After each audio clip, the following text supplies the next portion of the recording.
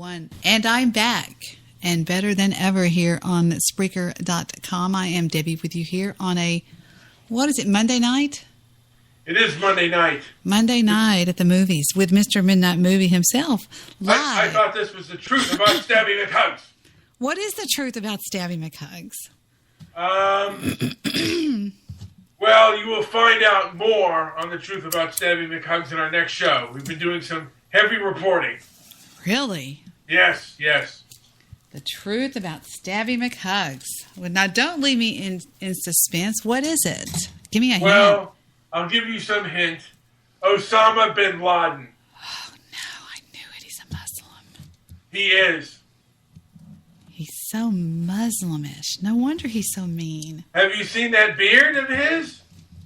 He looks like a Muslim to me. He does. A Muslim terrorist. You think? Maybe he is. Yeah. Maybe he's been assigned to me. Maybe he has. I hope he doesn't chop my head off. I hope not either. That wouldn't be fun. Did you know that the human head continues thinking for 22 seconds after it's been chopped off the body? I've heard that before. I remember my late mother, because we, I don't know what we were, there was a Kingston Trio song about a woman who had her head chopped off and her, whatever, but she said, yeah, sometimes there would be, when they would, in France, when they would chop people's heads off, they would be praying. Isn't that, and that's really kind of a sad thought. Oh. I can't imagine. I cannot imagine. I mean, but it makes perfect sense because the synapses in the brain would continue to fire for, at least a few moments. Yeah. Giving you a thought. I don't know if you could still keep talking because you would lose the use of your vocal cords, don't you think? Yeah, but I guess that would be, but I guess it would be, just like they could. Oh my God. What? That would be so weird sitting there thinking, they just chopped my freaking head off. Yeah. Yeah. Are you in favor of the death penalty, Debbie? I think that, no. I don't know. I just don't know that killing somebody is the right thing to do ever. I think that everybody has a right to life. I mean, but if you've done something ridiculously horrible like the rape, sodomy, and murder of a young child, I think that you should suffer really hard time. Like you should be locked up for the rest of your life in solitary confinement or something like that. Yeah. I think death is just an easy way out for some people. What do you think? I don't know. I not for every murderer, but I don't know if every murderer deserves life either. There's a lot. Is that your dog? Oh. Boy, what do you hear?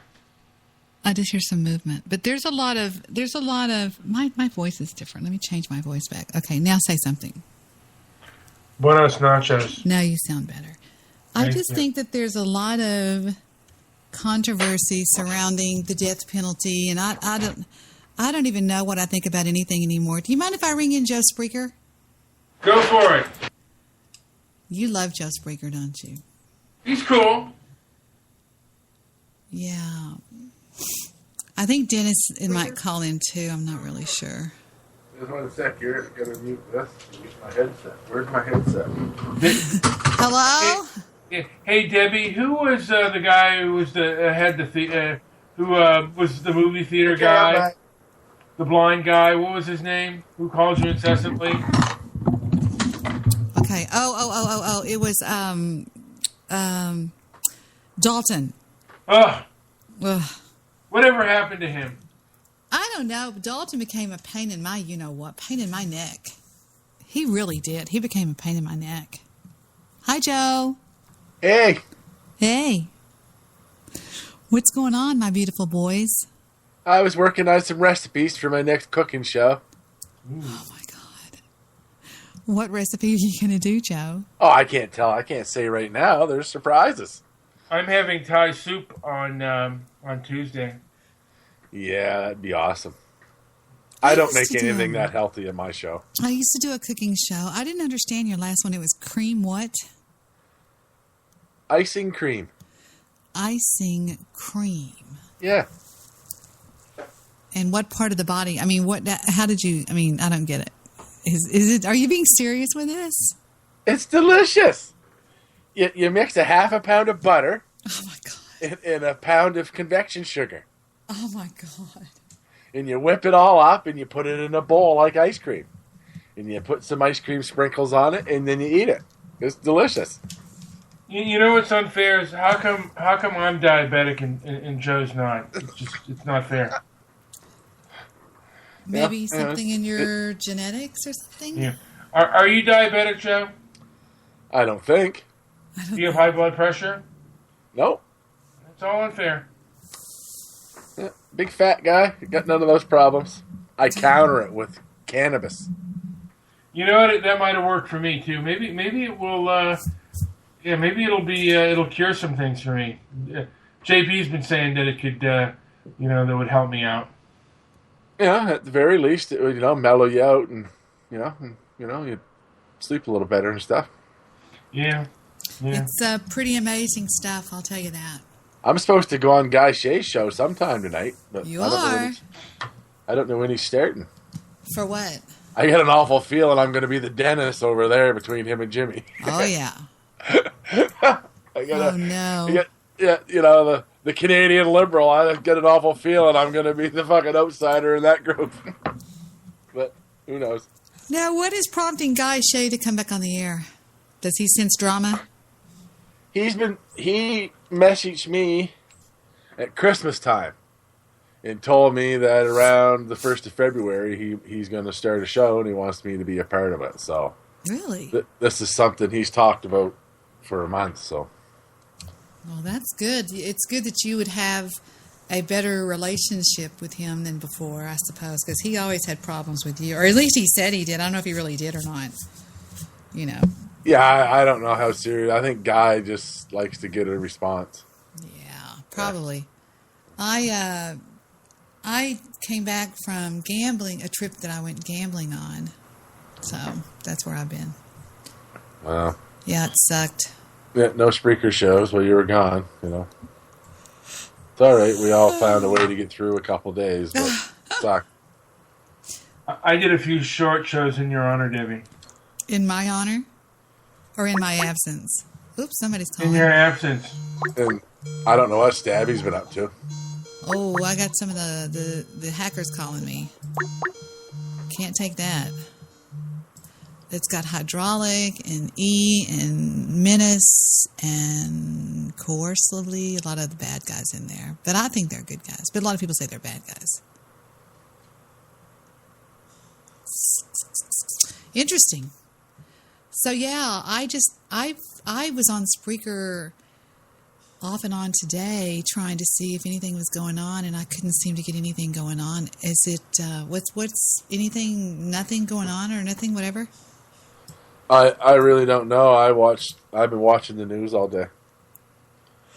So have I. What's going on besides the ban on our incoming immigrants? Well, we had a right-wing French-Canadian 27-year-old walk into a mosque in Quebec City last night and shoot 11 or 12 of them, killing 6 and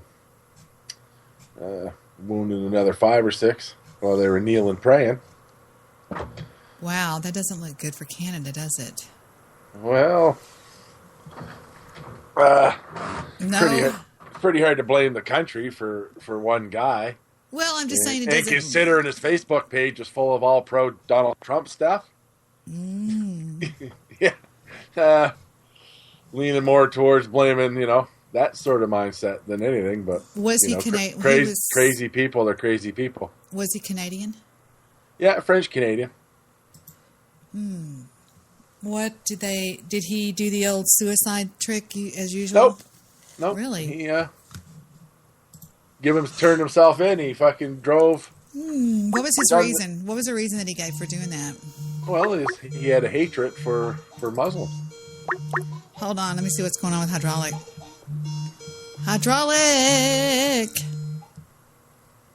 What's going on, man? Hydraulic. Can y'all hear me? I can hear you. Well, you sound good. Why do you sound so good? Because I'm on Wi-Fi this time. Sweet. Welcome to the show, Hydraulic. What is going on with you lately, dude? What's going on? I think I might have lost him all of a sudden. Are you there? Yeah, he didn't sound like he had a good connection. Yeah, he sounded kind of scratchy. Yeah. Are you plugged in, Hydraulic? Well, he's on the call, I guess. So Well, it sort of sounded like to me, like when I used to do a lot of computer gaming, the mic wire in my headset would get bad, and it would sometimes cut out. You'd have to move it around and stuff to get it to hook back up. You know what I mean? Oh, yeah. I know exactly what you mean. Are you there? Hello? Hey. Okay, yeah, now you guys can hear me. Shit. What's going on with you? Alright. Crap, it keeps cutting out. Yeah, that's the wire, I'd say. Yeah, it sounds like it's hardware. Yeah. You got it? Guys hear me now? We can hear you now. Okay, shit. I had to fucking unplug my mic because my fucking headset's being gay. Oh, you sound I fine knew it was a now. wire. Yeah, fucking, I don't know why my headset's being so fucking stupid right now. You know what? I found a way to make them last longer. When you first get them, you take the wire and you put a loop in it, and you know, like the part that goes around your head, like the U part. You put the wire up that, and you tape the wire to that. So when you tug on the wire, it doesn't pull it out of the headset. It pulls on that where you got it taped.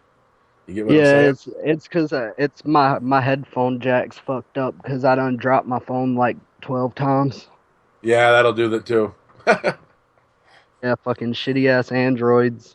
And it doesn't help that I'm using another phone's Wi-Fi to connect to internet right now. Yeah. I had to unsuspend my Skype just to get on Skype. Wow. I don't want to know how you did it. I don't want to know. Twitter is mad as hell at me right now. I took a Twitter like 2 days ago, and then within the day that I had it, within like 3 hours after me hijacking the Twitter, I unsuspended the Twitter, swapped the Twitter handle, and now Twitter can't get that Twitter back. Cool. I met a guy in person who is a pretty, or at least he said, he was a pretty serious hacker. He claimed he could do almost anything. And there are a lot of people that can claim stuff. Yeah, this is true. Mr. Midnight Movie, have you ever met Sleep the God? I may have met him on your show once or twice. He comes in peace. He's not here to hurt anybody. It's sort of like a pit bull in the room. Everybody kind of goes, oops. Sleep's okay. I like him. We sort of... Yeah, I had to quit using my old Twitter. Yeah. We sort of made our peace about a year ago. Yeah, fucking them packets, though. Shut up, Sleep. So... I got back into botnets. I have another botnet now. You do? Victor went out and met Goose. Yeah. I heard, I got another hacker who's calling me on Skype right now. Oh, really? So, yeah, Victor went out and met Goose. And met him. Do what? Sonny did too. Yeah, Sonny did too. And we're like, fuck you. Guy's on. Do what? I said, Guy's on. He's been on for 26 minutes. What's he talking about? I don't know. Sometimes his shows are good, sometimes they're not. He's playing JD right now. Is he really? JD. What do you mean, JD? I'm waiting Fuck for you. Monday. Oh, JD singing that song. Okay, I know what you're talking about. I got to go over there I'm for a like- minute because I'm supposed to call in there. So Okay. I'll be back. I'll be back in a few minutes. All right, go ahead. Okay. I am waiting for fucking Sunday. My town team is in the fucking Super Bowl. You've got money on the Super Bowl? Yeah, my hometown, their team playing the Oh, Super Bowl. yeah. The which one is yours? Atlanta. The Atlanta Falcons. Excellent, cool. So are you gonna gamble any money on it or whatever? Hell no, I'm taking that chance.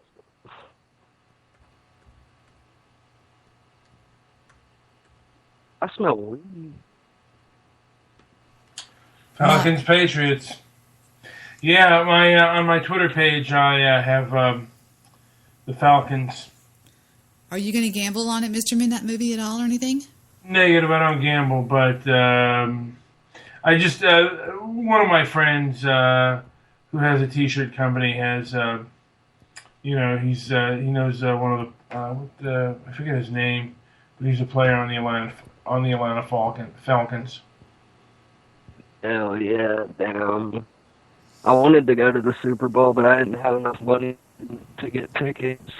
Is it in Atlanta? No, it's in Houston. Oh, at the Superdome. Oh, what's it called? What's it called? The Superdome or whatever it's called. I don't even know. I'm so out of football lately. Yeah, I don't even watch football. I only watch the Super Bowl. Yeah, really. I've had a cold lately. I caught a cold in that freaking casino. It was so cold in there. All those casinos are so cold. Ooh. That's one thing I've never done is went to a casino, but I go to fucking convenience stores and play slot machines all the time. Really? Do you do that? I mean, what do you win? Because I see people doing that all the time in Texas. What do you win when you do that? You would, buddy. The most I've ever put in was $20, and I walked out with $300. That's not bad. Mr. Midnight Movie, have you ever gambled at all in a casino? Yeah, I played a few of the slots, but I just I'm not a big fan of spending my money on things. I don't gamble. I just I can't play cards. I know how to count them. You can? Yeah, one of my cousins is banned from 12 casinos in Vegas for counting cards. They almost got me. They were watching me. They were watching me. I play blackjack and spades a lot. Spades. I didn't know you could play spades in a casino. No, you can't in that, but you can in jail. Well, my dad started dealing blackjack to me when I was about 6 years old. I swear to God, I was a little girl, and he would sit down on the floor and sit Indian style, and he would sit there and deal blackjack, and he would say, "Are you going to hit that? Are you going to do this? Are you going to do that?" And he would teach me all about it. And if you get 5 cards or more, you beat the dealer. Yep, that's right. If you take 5 hits. That's exactly right. I logged into this Skype account and had 300 fucking messages I haven't been on in so long. Dennis says he got red flagged. It is illegal. You can, but I don't really count cards. I mean, what I do is I play what I call 10 down. Have you ever played that before, where you sit there and you watch for, you just think that every card that the dealer has hidden is a 10. And if you play it like that, and any time the dealer has to take a hit, you always hold unless you're at 11. Anything above 11, if the dealer's got to take a hit, you stand. Yep. And you can make money that way. But I put some money in a slot machine and pulled it. And my friends refuse to play cards with me. Have you ever shot dice, Mr. In that movie, The Craps Table? No. I used to hustle people at the bar at pool. You're good at pool? I'd go in and start playing complete shit, and then people'd get mad as fuck at me because I can cut the hell out of a pool ball. What does that mean? What do you mean? When you hit it from the side and make it go into a pocket by just hitting the ball from the side, and you can make it go across the table into a pocket, I'm really good at those shots, but straight shots I suck at. I don't know. I just I like playing the games. I like to have fun when I'm there. To me, the slot machines are boring. You know what I mean? Yep. They're boring to me. I don't know why. They're just boring. But I did put some money in a slot machine and I won. It just kept going ding, ding, ding, ding, ding, ding, ding, ding, ding. It kept adding up, and I'd only put like a quarter in or some. I put 4 coins in, and I won about $200. Then I could sit there and lost the whole damn thing again. Yeah, that's the problem that most of my family has is they'll keep playing. They'll be like, I'm going to win more, and I'll be like, why the fuck wouldn't you cash out? I know. That's what we kept doing. We kept trying to make everybody cash out whenever they would win a lot. It's like, no, I got this shit. No, you don't. 5 minutes later, you're back to zero. Yeah, exactly. That's exactly what happens. Now, I was noticing on Twitter, you were saying something the other day that you were going to be leaving Twitter for a while, or what was it? What was going on, or something was going on? I changed Twitter handles. Yeah, but what I'm saying is, I was taking a break. Were you having trouble with drugs or something, or what? No, I was just taking a break from being online. I was tired of being online constantly and fucking work. It's done made it to where I can't get on as much. Yeah, sometimes I don't like being online either. Sometimes I just turn off my computer and just say, screw this stuff. You know, I just get tired of it. You know what I mean? What about you, Mr. In that movie? Yeah, I feel the same way sometimes. You just don't get work done. I mean, the internet and social media can be such a drain on your work. Yeah, it can. And it can be such a drain on you because people online are so mean. They're so, I don't know. It's just, you know what I mean? It's weird. Yeah, people post pictures of me on Twitter all the time of like old pictures of me holding pistols and shit. So I'll just post pictures back of like updated pictures of me holding an SKS or a SCAR or an AK-47, and I'll be like, "Here you go. Here's some ammo." Do you have a lot of enemies on the internet? Got sleep? I have a shit ton of people that hate me online from being IG Films, right? Yep, that's one of the main reasons why. What is it about somebody that makes somebody be so mean on the internet? Tell me that, and I'll understand it. I'll try. It's just funny as fuck watching people rage over stupid shit like, what, you gonna come through the computer screen at me, bro? Right. And, okay. I just do it for fun. Oh, somebody just messaged me. We are not alone. Paranormal Activity 8. What is 8chan? Is that you? Nope. I have no idea. I've never even heard of that. I never had either. And then all of a sudden, I keep getting these messages. Somebody followed me today from 8chan, and I was wondering what 8chan was. I don't know what it is. I have no idea. There's so many fucking chans and shit. It's ridiculous. I know. Now, were you ever familiar with the 9gag Army? I mean, what was that group that got to you, Mr. Midnight Movie? What were they called? 9gag. Well, there was 4chan, and then I think there was also, Rocknet, you mean?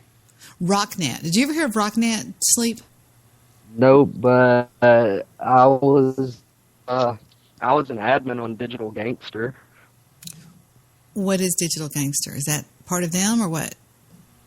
That was what hackers from the early 2000s used was Digital Gangsters. That's where like KMS and Awshock and all of them came from, was Digital Gangster.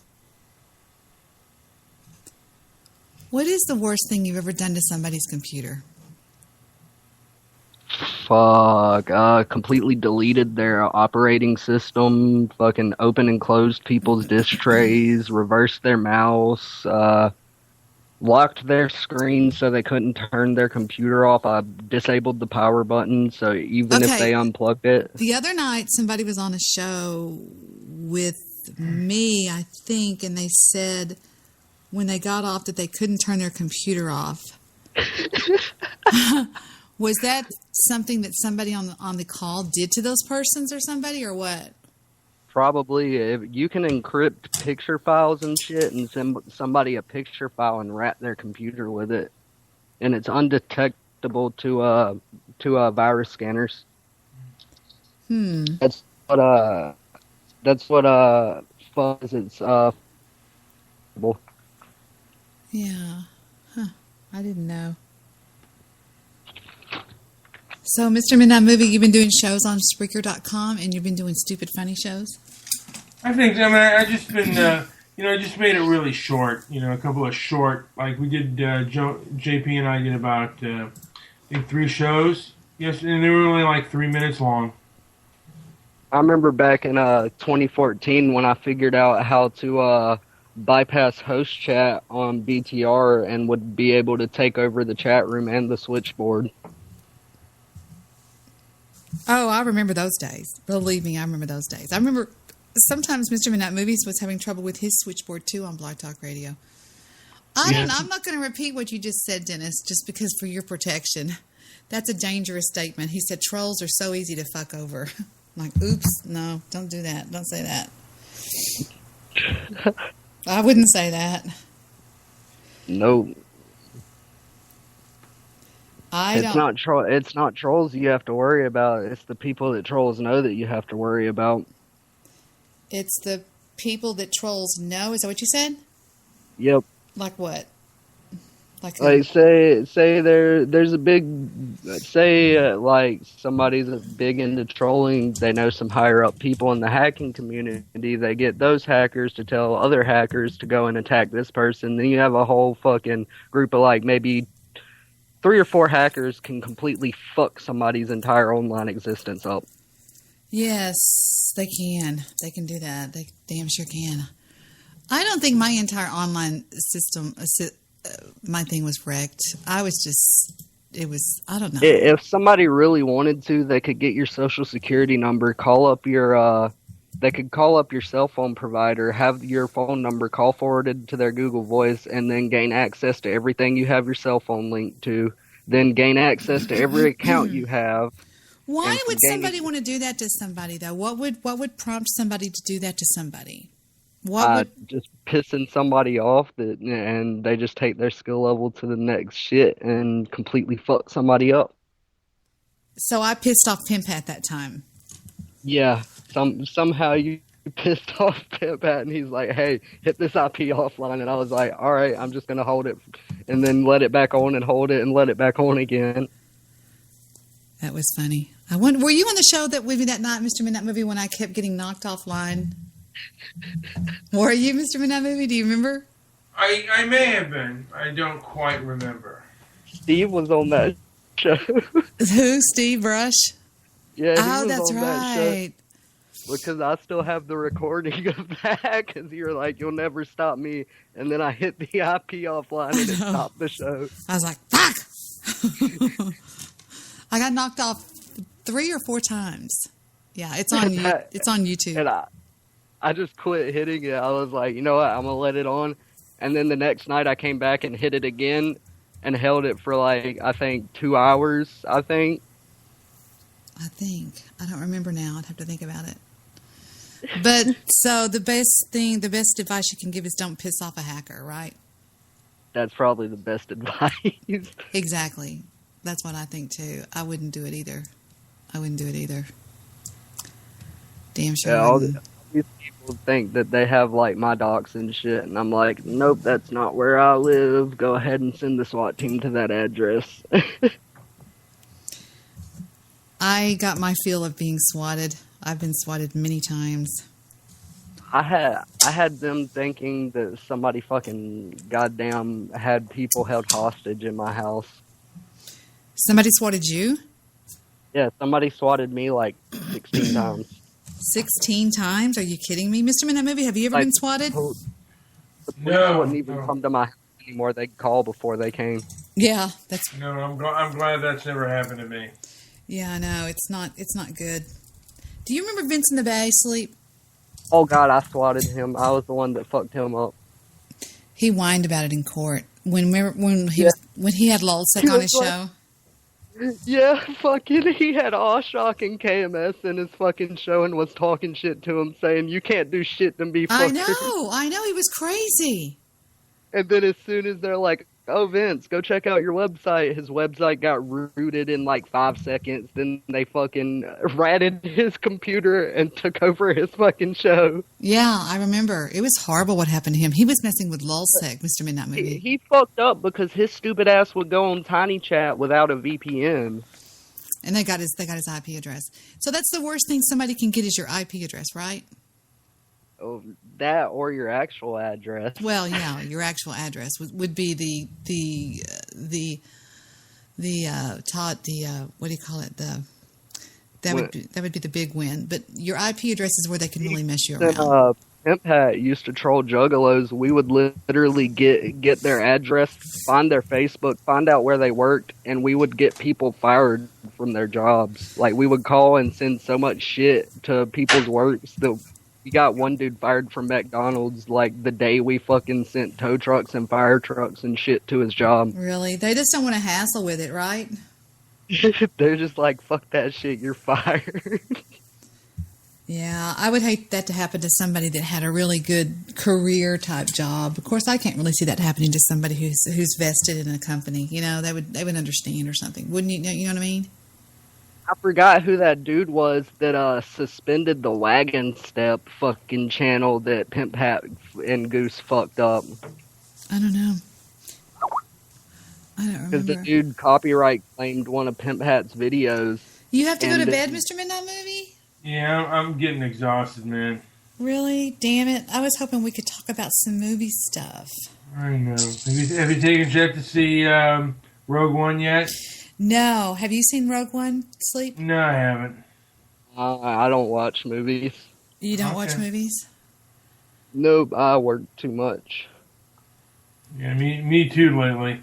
Anyway, I gotta get myself to bed, bye. All right. Good night, everybody. Good night, Mr. Midnight Movie. I love you so much. I miss you.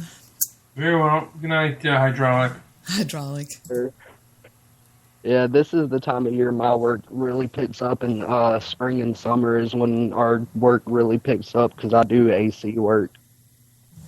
Air conditioning? Yes. Well, there's a lot of money to be made in that. Yeah, and I get paid commissions, so I make $100 a day when I work, and I usually work about 5 hours. Sounds good. Yeah, fucking. I just got bored and figured I'd call in the show because I have nothing to do at my house. Have you ever had a tarot card reading? Once before. Do you believe in tarot cards? Not really. I wonder if I could blow your mind and do a 3-card reading on you. Huh? Maybe. I might be able to.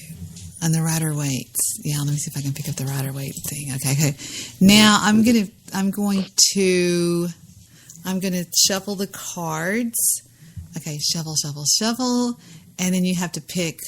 I'm just gonna pick randomly one, and then 2, and then 3. Okay. Now what I picked was the first card. The first card represents like your recent past. The second card represents your present, and the third card represents your, I guess you could say, your future. Although I don't really believe that anybody can give out the future. I mean, that's what I'm saying. And the first card I pulled is the 6 of Pentacles. And you have recently in the past, you have been, I got the wrong cards going. I don't have the Rider-Waite going. Hold on just a second. I pulled the wrong ones. You know, I used to do this on my show all the time, and I remember Pimp had called in several times for 3-card readings. It was really interesting to do because it would just blow somebody's mind. You know, it really would. Some of them would just blow people's minds. See if I can get the Rider-Waite. Where is the Rider-Waite? Shuffle. Okay. Ooh, I just got the Rider-Waite. Okay. Now here's the thing. For the first card, I pulled the Knight of Cups. And something in your recent past, as far as a girlfriend goes, she didn't want to commit to something. Is that right? She didn't want to. Yep. Really? That's yep. One. I have to look at the card, and I have to see what I feel. I don't believe in reading these things. They were very attractive. This person, is that right? Yep. but she said, I'm just not ready to settle down right now, or something like that. Is that right? Yep. She was sort of a flirt. Definitely so. You're not just going along with me to go along with me, are you? Nope. Okay. The second card is the Ace of Pentacles.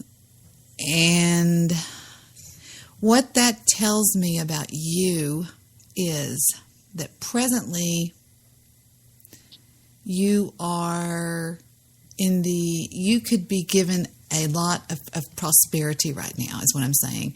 If you continue to work hard and you do what you're supposed to do, you could really, a real big door of opportunity could open up for you in the form of a business or something along those lines. Somebody's been telling you, if you really buckle down hard, this could really be profitable for you. Yep. Wow.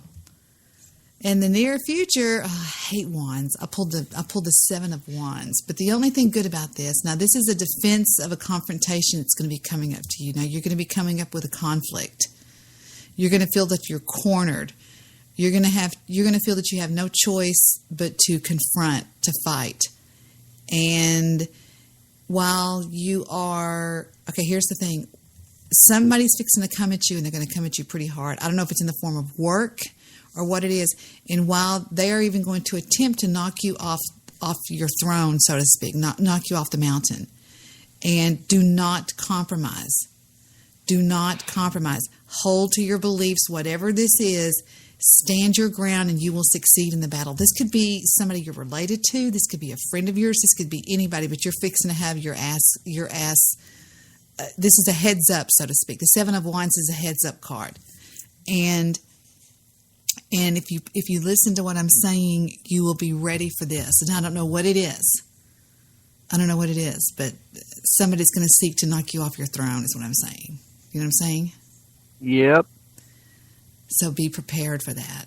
And I guarantee you're going to call me in about 2 or 3 weeks and say, Debbie, you won't believe what happened.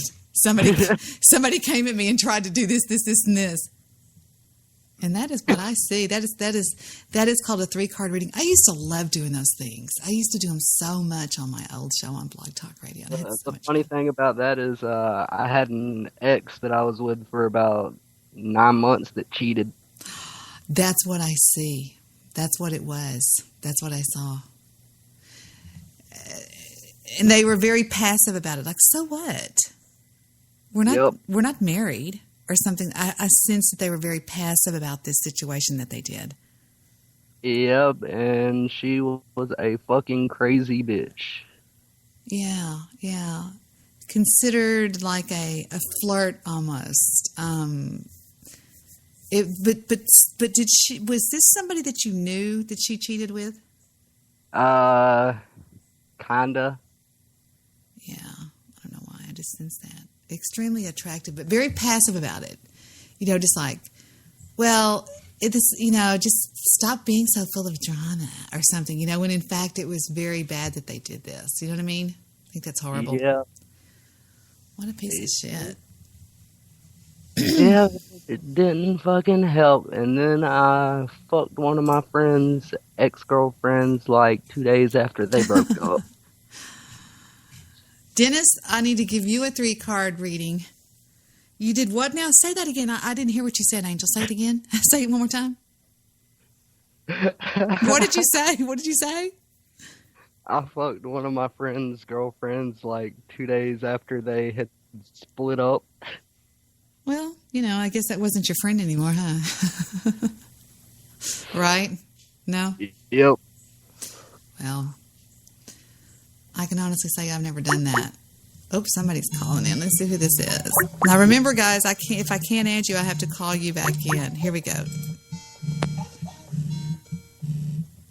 Dennis? Hi, Debbie. Hi, how are you doing today? Good How yourself. are you today? I wonder how Joe's doing over at Guy Shea Show. Should we try to see how he's doing? Oh, God, gosh, Shay fucking hates me. Let's see if he's on. Let's see if he's on there. Hold on. Debbie was on Blog Talk Radio. I believe she started out as a psychic, so maybe there's something to this psychic program that people out there just need to jerk off to. I don't know what it is. I fucking can't stand it personally. The psychic crap. Very gay, in my opinion. Very gay. What if their powers are like Mercury and they're just drawn to?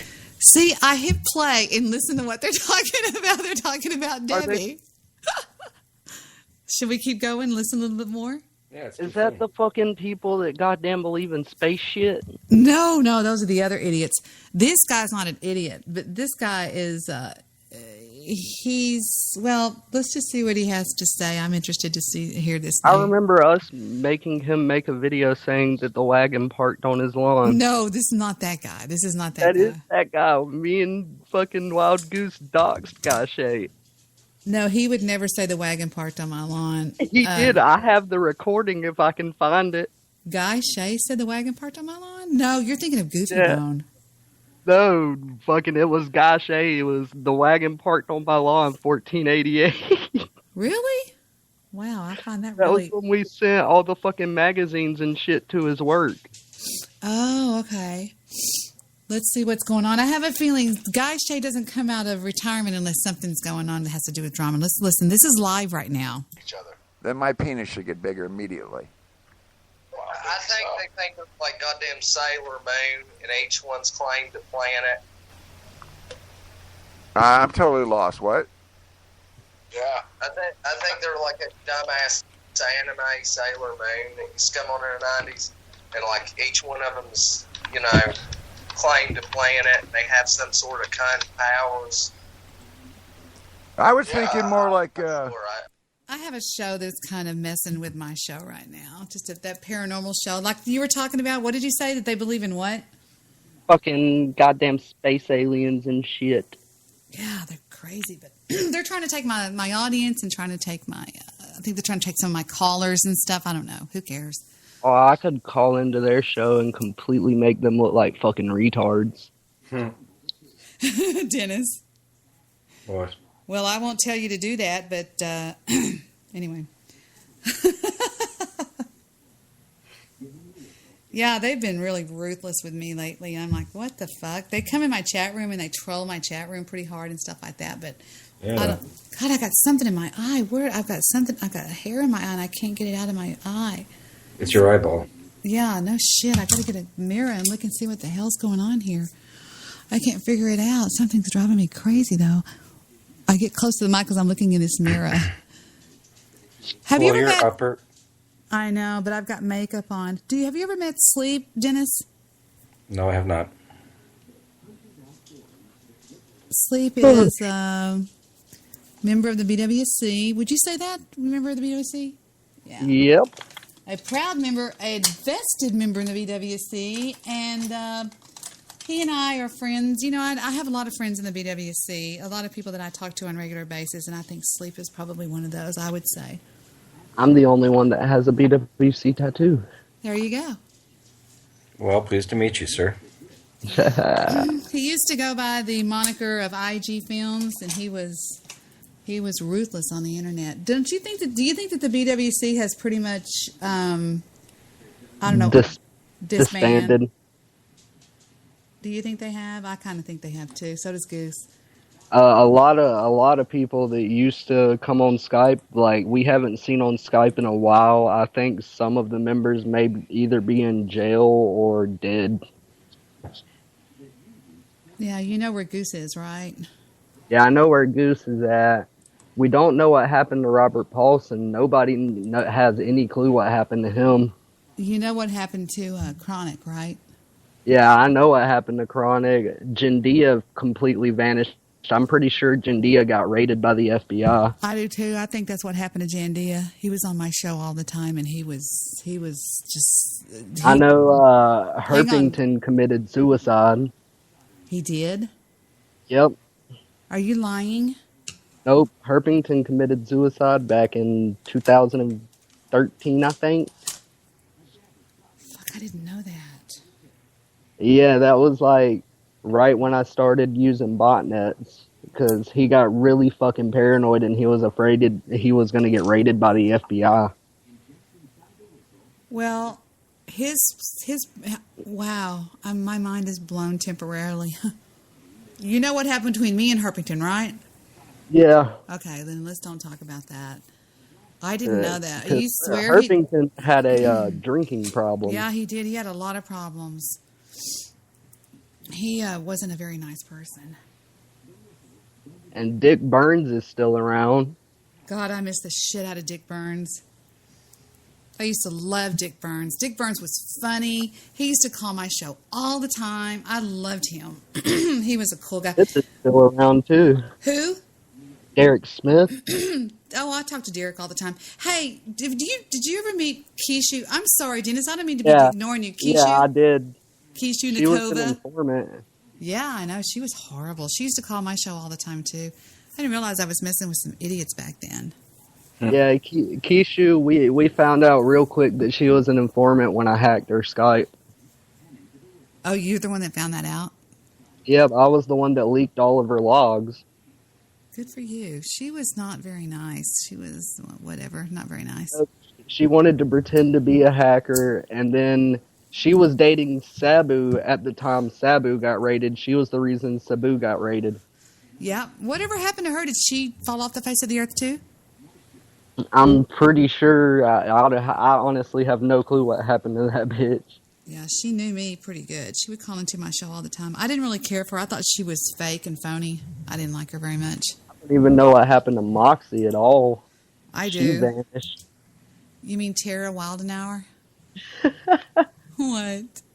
Hey, I met one of her very best friends who told me his name was, what was his name? Luke Ford, and he said he knew her, and he said that her name was Tara Wildenauer.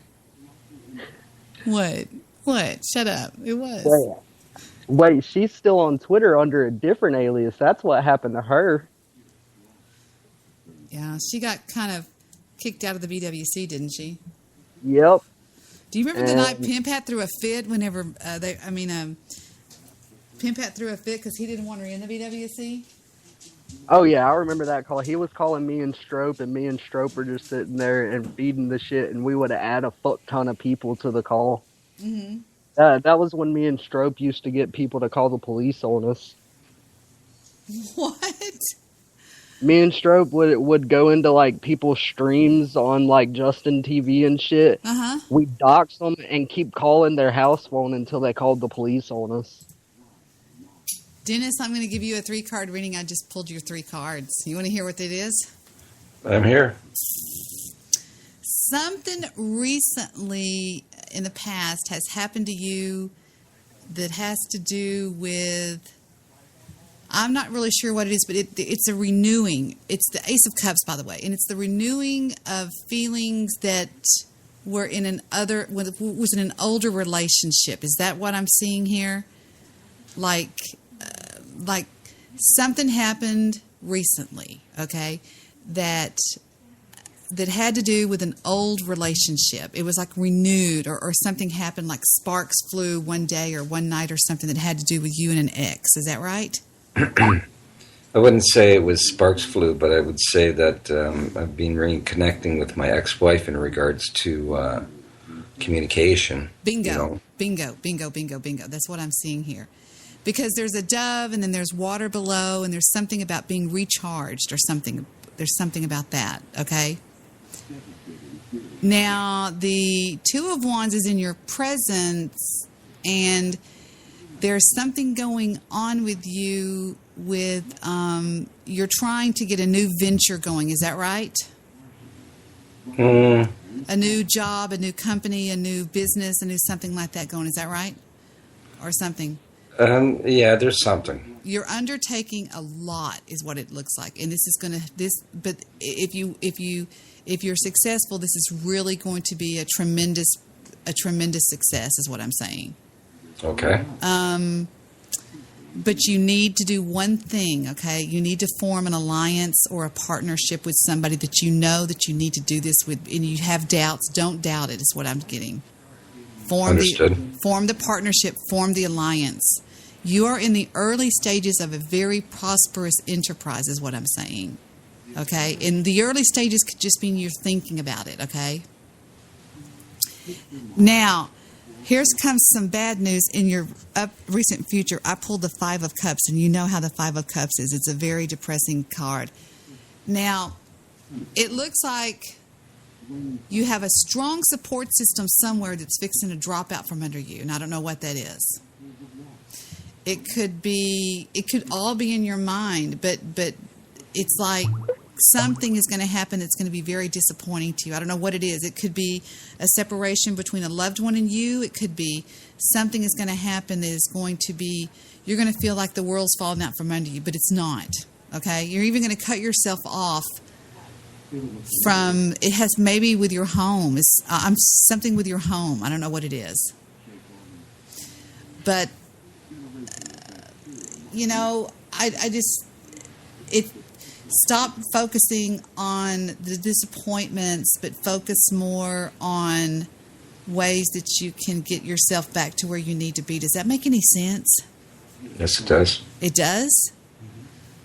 Well, that's good, because I don't know what these things mean. I just get them and I don't know what they mean, but I just read them for what I just read them for what I'm supposed to read them for. Hello, MS Ghost. That's amazing. And see, just a 3-card reading to me is just a quick way of just boom, get in, get it done, and get out. You know what I mean? Yeah. I love it. Do you only do 1-card readings? Is that right, Dan? Yeah.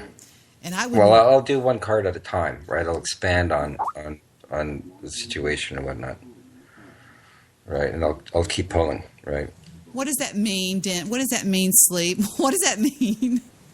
That's where I host my botnet. You can buy stressor logins to hit people offline. I can what? What did you just say? On the chat room, I saw something jump up on Skype, and it says, wait a minute, where'd you go? Where did you post that at? The group chat. In our group chat? Let me see. Okay. Yeah. You said routing.password to hitting up. What does that mean? That's the website that I own for buying botnet spots. I want a botnet. This is a wreck. I sell stressor logins so I can pay for my hosting. What? You know, one of the biggest jokes of all was that I paid the BWC to troll somebody before, and that was absolutely garbage. I never paid anything to troll anybody. That was ridiculous. That website, you can actually pay like $10 and have probably like 1 month of hitting someone offline as many times as you want, and you can hold them offline for 1,000 seconds. I don't want to do that. I don't want to make anybody mad. Routing.pw. Well, let's just take a look and see what's there. That's not an IP grabber. I'll give you my IP address if you want my IP address. That's my actual website. This is your website? Yep. Let's see what we have here. Oh, Deception Networks. Ooh, ouch. I'm getting out of here. This looks scary. I'm getting out of there. I just got out of there. That didn't look very nice. Well, Debbie, thank you for the reading. You're welcome. Don't go away. Well, okay, I will go for a beer, smoke, and a piss. Yeah. That's right. So I'll be right back.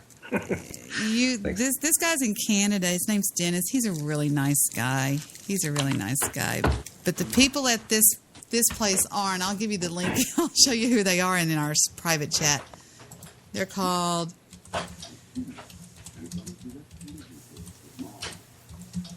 Is that other crazy ass show on right now? There they are. Those guys are really starting to cause problems around here. I don't know what's going on with them. They're like really cryptic and sneaky, and they say, "Oh yeah, well we're going to do this and Debbie this and Debbie that," and I'm like, "What?" They're just being real weird and just weird and fuck. I can't stand that kind of shit. Don't talk cryptic around me or anything like that. I hate that. They're like, "Oh my God, we're gonna go to fucking Jupiter and live on Mars." Yeah, what? exactly. I'm like, what? We're gonna go live on the International Space Station. I know, and I I just was trolling their chat room one night, and they didn't like it. They attacked me, so fuck them. I was like, why don't we live on Neptune? Oh, we're gonna file a report against Spreaker. Yeah, that's what they said. Were you in that chat room? Did you hear me talking about that? Oh, I commented on the show though. I put, "You guys are all fucking faggots." Yeah, well, they were not very nice to me that night. They were like, and they're telling me stuff like, Debbie, you need to gear it down a little bit, and you need to, go down a couple of notches. And then there was one guy in there telling me to fuck off and called me a twat, and I'm like, you're telling me to gear down, and this guy's calling me these names? Idiot. I don't care. Fuck him. I've been around worse things before. They don't even understand. No, they don't. Monday nights are usually the slowest night on. What are you doing, Gunner? Oh, he smells something in my suitcase. What do you got, buddy? What is it? What? He's part pit bull. What is it, buddy? Something's bothering him in that briefcase. What do you smell in that briefcase? What? What's in there? He's going crazy. Go get it. Get it. Dude, he's tripping balls bad over this briefcase. I gotta get you. You gotta see this on webcam. Hold on, let me get my webcam on. You won't believe what he's doing. He's freaking out. Hold on. Wait a minute. Hold on. God damn it. Come here, webcam. Okay, here I come. Hold on. I'm coming right back. Okay, let me see if it'll come on. Look at this. Come on, webcam. Turn on. Wait, let me see. Webcam, you piece of shit. Turn on. Hold on. I gotta change my webcam, I guess. Preferences. Webcam would be USB camera. Okay, it's on. Fuck you. Turn on, you piece of shit. Okay, and turn on. Why won't it turn on? It won't. You have Skype Premium. No, I've got Skype Premium. Let me see if I'll allow everybody to see it. Hold on. Let's see. Privacy. Allow Shit, video. my phone's about to die. Here we go. Now we got it. All right, and here we go. Let me see if I can get him to do it still. You piece of shit! I can't turn my webcam on. Damn, that's too bad, because it would be cool for y'all to see what he's doing. He's flipping out over this briefcase. I don't know what he smells, but he smells something. He's tripping out bad. That's too bad. Maybe you've got yours where you can't see webcams or something. I don't know what it is. I gotta head out here in a second. My phone's about to die. Well, it's always good to have you on the show. You're always so fun to talk to. You're just a mess, is what you are. You're just stay like you are and know that there are people out there like me that care about you. You know what I'm saying? That's what Goose had to find out. Once Goose found that out, he gave my husband a big hug and he said, "You give that to Debbie for me." I was too fucking scared to go out there. I was afraid I was going to get murdered. Not by Goose, but you don't go to a crazy hospital like that. What? I didn't. Victor took him some smokes and I said, "Keep smoking them so I can sing Lol, You Died." All right, well, I'm going to head off. All right, well, take care and keep in touch, dude, all right? All right, later. Later. Sleep the God, everybody, here on the broadcast. One of the biggest hackers I've ever known in my life. And now he's gone. I think Dennis has got a TV on in his background. I'm not really sure. Yeah, now it's just Dennis and I think I hear his TV in the background. So we're going to take a quick break until Dennis gets back, and then we'll find something to do. Let's see what's going on over at DJ Bad Guy's show. I couldn't really follow all what they were talking about, but it was pretty gay. I don't know. I got the impression it was like the Rocky Horror Picture Show, except he actually started blowing everybody instead of just wearing transvestite stuff. Yeah, see, DJ Bad Guy will come around when he feels like he needs to regulate, so to speak, because that's what he does. That's what Guy Shay does. He's a regulator. And I think he might have caught wind of the fact that these numbnuts were over there throwing their weight around thinking that their shit doesn't stink and they better back down because their shit does stink and they need to know that real quick. So, I don't know. I mean, he doesn't white knight me at all. He's trolled me more than anybody, but I'm just saying that's what I think might be going on. I can't be positive. Audrey, are you still in the chat room? If so, I'll be happy to give you a 3-card reading and see what's going on with you. We'll check you out and see until Dennis gets back. Let me take a break and go get a snack. I'm starving myself to death. And I think I hear Dennis coming back. Dennis, is that you? Dennis? Yes. Was that you? Okay. Yes. I hear you back now. Okay. We're going to be right back. We're going to take a break. I've got an echo, Dennis. And we will be right back. Have an echo, Dennis. Oh, sorry. Don't go away. We'll be right back. I'm going to go run and get a snack. Don't anybody leave.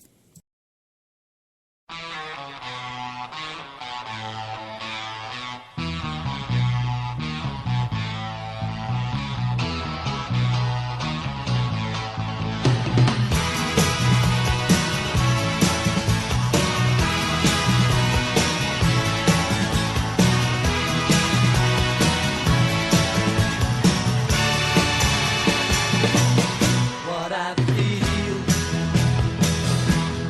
I can't say. My love is there for you anytime of day. It's all love that you need, and I'll try my best to make everything succeed. Tell me what is my life without your love? Tell me who am I without you by my side? I know I can do if I give my love out to everyone like you. It's all love that you need, and I'll try my best to make everything succeed. Tell me what is my life without your love? Tell me who am I without you by my side? Tell me what is my life without your love? Tell me who am I without you by my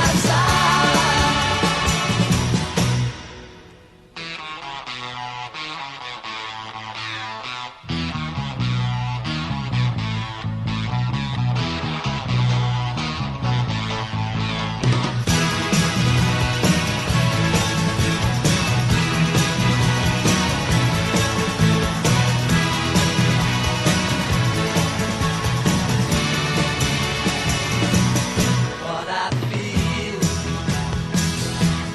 I can't say. My love is there for you anytime of day. It's all love that you need, and I'll try my best to make everything succeed. Tell me what is my life without your love? Tell me who am I without you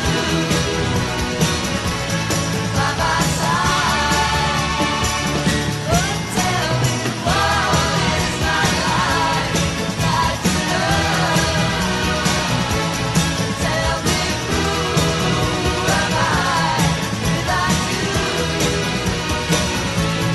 by my side?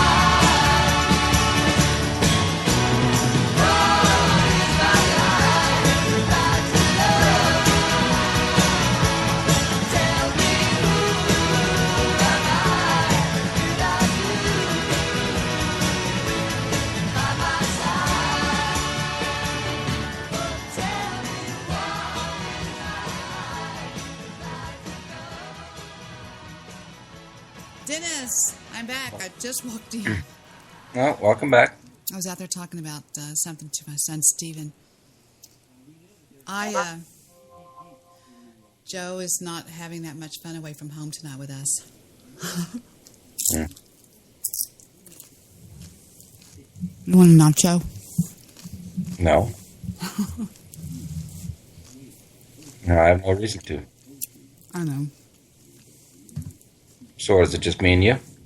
It's just me and you. Oh, that's intimate. Yes, it is. Just like old times.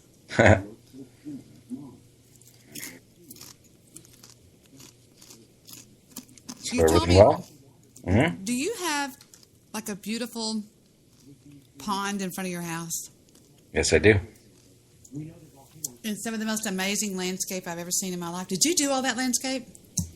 No, that was here before I came here.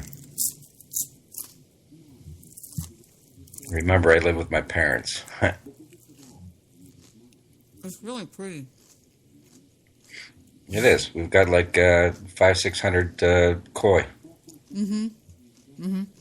500 or 600. Yeah. Sorry, I'm trying to eat nachos because I'm starving. I know that's horrible. All right. No, we're sitting on 3/4 of an acre. And it's a single-story house. It's kind of long, like a ranch house. Yeah, it's a bungalow. Yeah. Oh, man, I love it. You told me one time where you live, and I remembered it where you lived, and I looked it up to see what it looked like. Somebody had a red car, I think, out in front, and I don't remember now, a red or something. I don't remember. It's a really, really pretty house, really comfortable. The landscaping is amazing. So you didn't do that? Well, I maintain it. It's really nice. Yeah. What are you going to do with your landscaping that you do? Because you do a little bit. You do stonework and stuff, don't you? Yes, I do. I keep thinking you're going to start talking. No, I do landscaping. But I maintain, because it's a lot to maintain. You know, my parents, again, are getting older, and, you know, I do the pruning. I do, you know, like the maintenance, like you know, I don't cut the grass. But, you know, I leave that to keep my father active.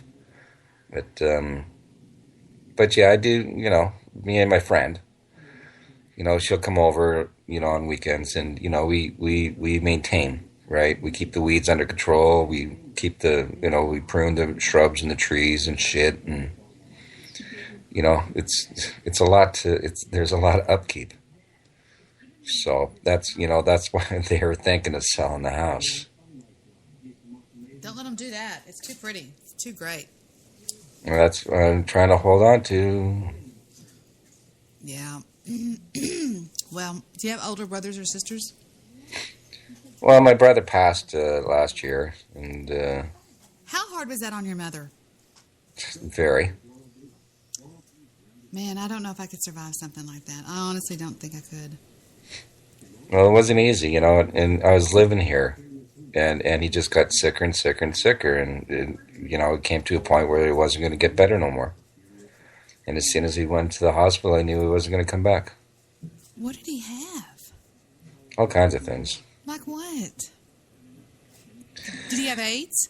No, he had pancreatitis, he had diabetes, he had his liver broke down, he had all kinds of internal organ problems, and, you know, he fucked himself up. Was he overweight? No, he just abused his body, that's all. Drinking? Drinking and drugs. Do you ever worry about your drinking? No. You don't worry about it sounds kind of stupid, but your liver and stuff like that? No. How did he first know he was sick with that? There's a reason why I'm asking. What was his first sign that he was getting sick or whatever? When he was abusing his body.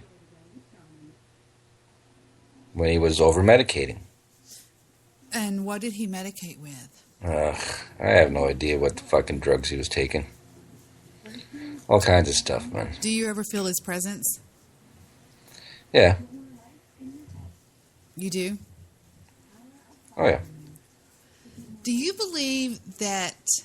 Have you ever heard... Okay. I know you're going to laugh when I show you this, but I don't care. This is Dennis and Debbie. This is the old Dennis and Debbie. I made a recording of a dog that my daughter had just bought. And I swore to God when I heard this. Now, there's a lot of people that are going to say I'm absolutely batshit crazy, and that's fine. You can think I'm batshit crazy. I want you to listen to what I can almost hear this dog saying, and I'm going to play it for you. Let me open it up in Audacity so it won't jump to the next song like it does in iTunes. It's a little wolf dog. And when I was listening to her the other day, she was, you know how they kind of talk? They kind of go like, wah, wah, wah, wah, like that? Yeah. I recorded her. And when I recorded her, I caught her almost saying something really weird, but I'll show you what it is. Right. Let me open the file just to say it's on my desktop. I sometimes wonder if certain dogs don't try to communicate with us. You know what I mean? I know it sounds crazy, but I do. I mean, you can call me anything you want, and I don't care. I just still believe it. Where is it? It's on here somewhere. Let me see. It's... Okay, where is it? Here's the first one. And then there is a second one right here. Okay, here's the first one. Take a listen. Okay, that's it normally. Now I'm going to slow it down a little bit and listen to what it sounds like. Okay, try to be real quiet on your end. You ready?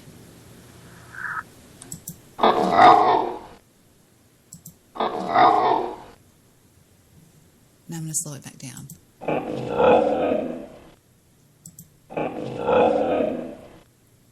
I love you.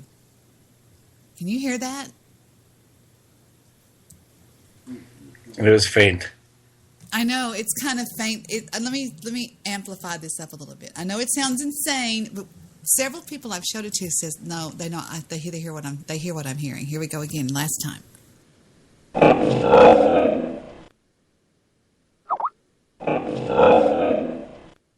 Do you hear that? I love you. Yeah, I can hear that. You can almost hear a voice in it, though. Listen real carefully. At the very end. Okay, now there's one more I'm going to show you. I got a second one off of her. And it is right... Where is it?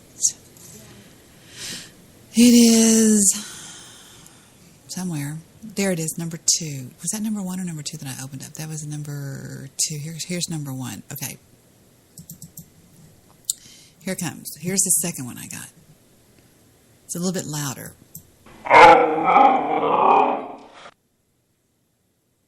Isn't that bizarre? Not really. I'm going to slow that one down. Listen. Let me see if I can slow it down a little bit. Just 12%.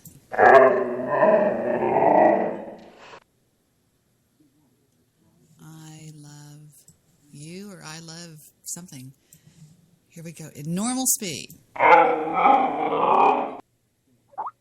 Isn't that funny? No. I think it's weird. I wish I could show you this EVP that happened on my show. Somebody's talking to me on Skype. Somebody I haven't talked to in a long time. Sorry you called me. Hi. Sudesh Solanki. I don't know how to pronounce your name. I'm sorry. Sudesh Solanki. He is from, what country is he from? I forgot. He's from, we should ring him in and talk to him about this Muslim thing. You know, are you bothered by that? What's going on in the United States? What do you think about that? For myself? What can I say? It's going to be what it's going to be. I can't be upset about it.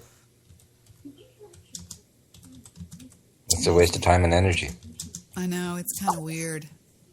He says, are you on your talk show right now? Is the talk show on right now? And I said, yeah, can we ring you in?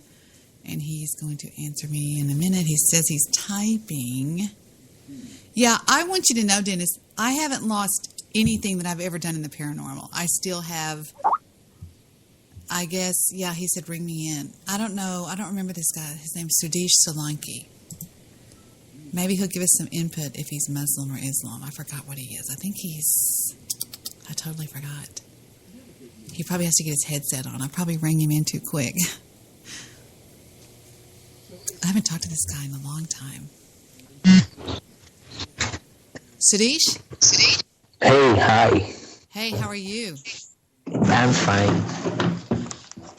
What country are you from? I forgot. I'm in India, Jaipur. You're in India? We are neighboring Pakistan. Okay. What do you think about Donald Trump? I think now, next, I think, yeah, because Pakistan was expecting them to be the next country, so the House arrested Hafid Saeed yesterday. Because the US people, US government was wanting him to get arrested long back. Okay. Did you understand that, Dennis? I lost something there. Tell me that again.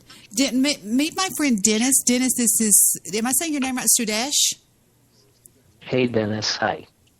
Hi, Sudesh. This is Sudesh. Hi. And you are from a country. Jaipur, India. Okay, you're in India, and that borders Afghanistan. Is that what you said? No, Pakistan. I'm sorry. Pakistan, Just yeah. ignore me. I'm an idiot.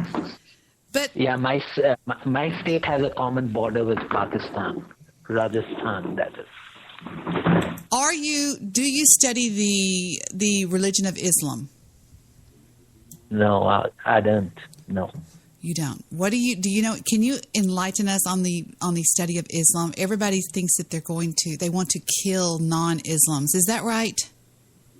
No, it's not right. I think it's only the fanatics. The true Muslim people don't believe in that. It's all been, modified, and these young people, a few mullahs have been brainwashing them to do these terrorist activities, etc. Now, what do you think about the ban on Muslims in the United States? Do you think that's fair? It's not fair for the people who are already having green card or having a visa, because they've already been scrutinized by the various embassies and U.S. embassies in different countries.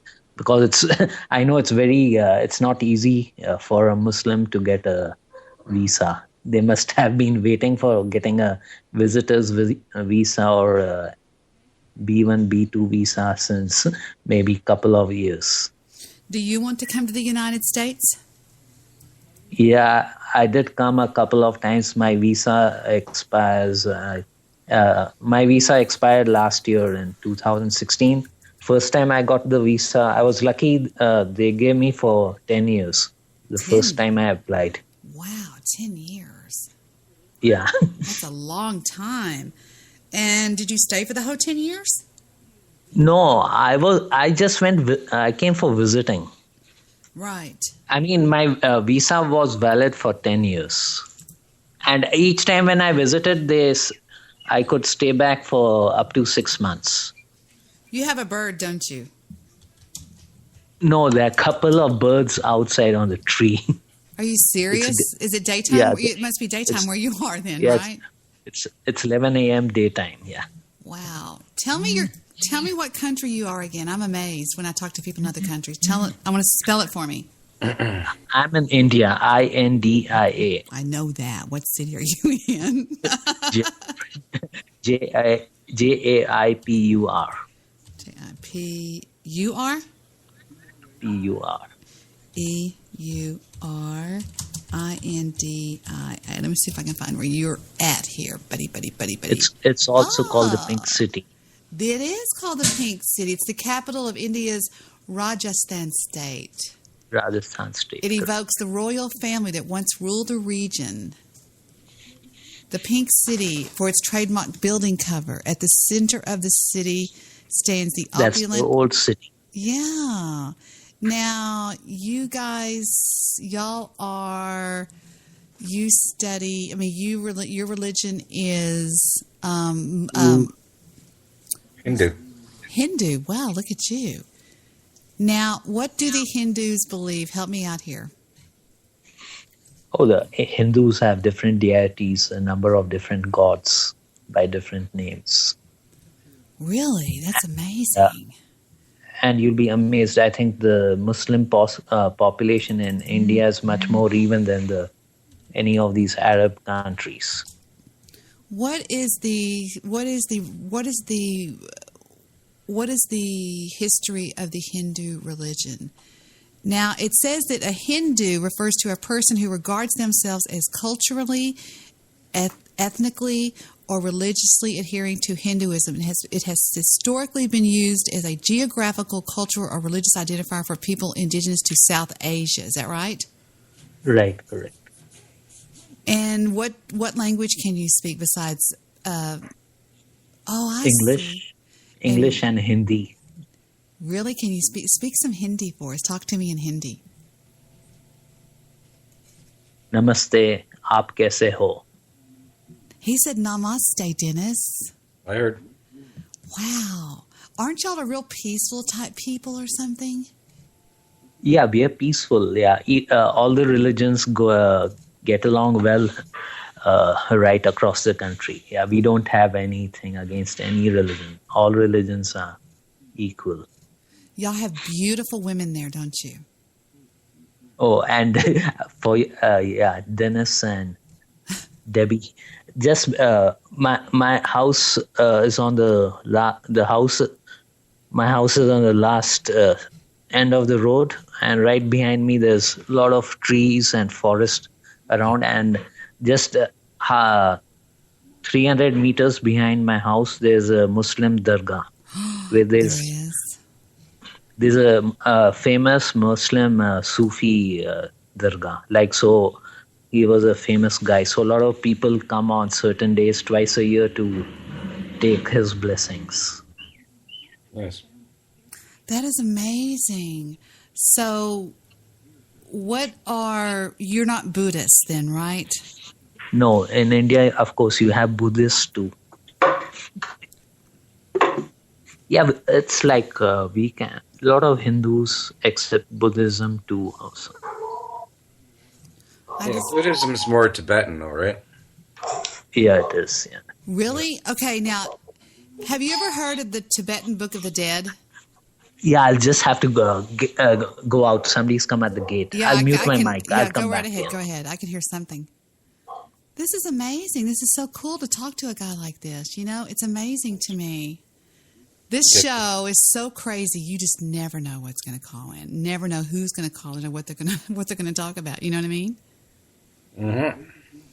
It says the Hindu has evolved with time, starting with the Persian and the Greek references to India in the first millennium BC through the text of the medieval era. The term Hindu implied, I already read that one. Yeah, Hinduism was before Christianity even was thought of. Are you serious? Well, talk to him. I want to find out. I love meeting people in other countries like this. No, he's checking his door. He's got company. Yeah, somebody's at the gate, he said. Yeah. But yeah, you know, it's like with the Hindus. Mm-hmm. You know, they don't push themselves on nobody, right? Right. And again, they're a peaceful people, and like Sudesh was saying, where that they're not going to be judgmental or be judgmental, push judgmental on your belief system or push their belief system on you, right? It says they believe in karma. Oh yeah, karma and dharma. That's what it says: dharma, karma, kama, artha, moshka, samsara. That's crazy. I love this. They believe in a school of philosophy called Vishishtadavata. Something like that. I'm trying to read. Studied that a little bit. Did you really? Yeah. Oh, somebody's calling. Who's calling? That's Joe. Oh, Jojo. Come home, Joe. Get out of here. Get out of that mean show and come over here, Joe. Hi, Debbie. Oh, hi, Jojo. I didn't know you were on the call. We have somebody here that's Hindu, and he lives in India. He called in. He's actually there right now. Isn't that neat? Wow. Yeah, fun stuff. He had somebody, it's daytime where he's at right now, and he had somebody ringing at his gate, he said. At his gate? Gate. Yeah, he's just away from comp right now. Yeah. Yeah. What's going on, Joe? Where do we meet this guy at? I think he knows me from, I don't know. I think Facebook. I'm not sure. Oh, I think I got this guy on my Facebook too. Do you really? He's really nice. He's a nice guy. He lives in, where does he live, Joe? I mean, Dennis? The Pink City, whatever that is. Joe will know. Joe knows everything. The Pink City.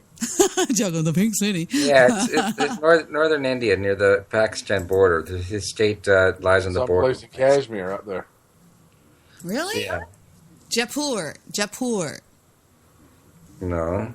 Was it Jaipur? Jaipur, India. Jaipur. Wonder if he's got a sister that wants to marry a Canadian. Maybe he does. We're going to find out when he comes back. Yeah, he just had to put himself on mute and He probably had to go chase a tiger out of his compound. Hi, Sonny. How are you? I am peachy. How are you? Hey, Sonny. How you doing? Hey, man. It's been forever, Joe. Yeah, We have a real Pakistan person on the show. Really? Oh, Debbie, he's from India. Oh, though. he's from not Pakistan. Whatever, same thing. No, No, Debbie. Don't say guys from India are from Pakistan. Oh, my God. Fuck, no. It's not the same at all. Indians and the Pakistans hate each other. Yeah. Oh, I'm sorry. I shouldn't have said that. His name is Sudesh Solanki, and he lives in Jaipur, India. He's there right now. It's not like he's from there. He's actually there. Isn't that neat? We're going to find out if he has a sister that wants to be a Canadian. Damn right we are. Is he on the call? Yeah, he just had to go. Somebody went like this real bell and ding dong, and he said, and you could hear the dogs barking. He said somebody was at his gate. So. Oh, his gate. Wow, because India is a very, very poor country. This guy's got a gate and a bell, and India is a country that either you have or you have not. absolutely, there is no in between there. There's no in between there. No. That's right. I don't know anything about it, I guess. Watch Slumdog Millionaire. I hope he comes back soon so we can ask him, is he a slum? Well, he obviously has something. No, he's not Slumdog Millionaire poor.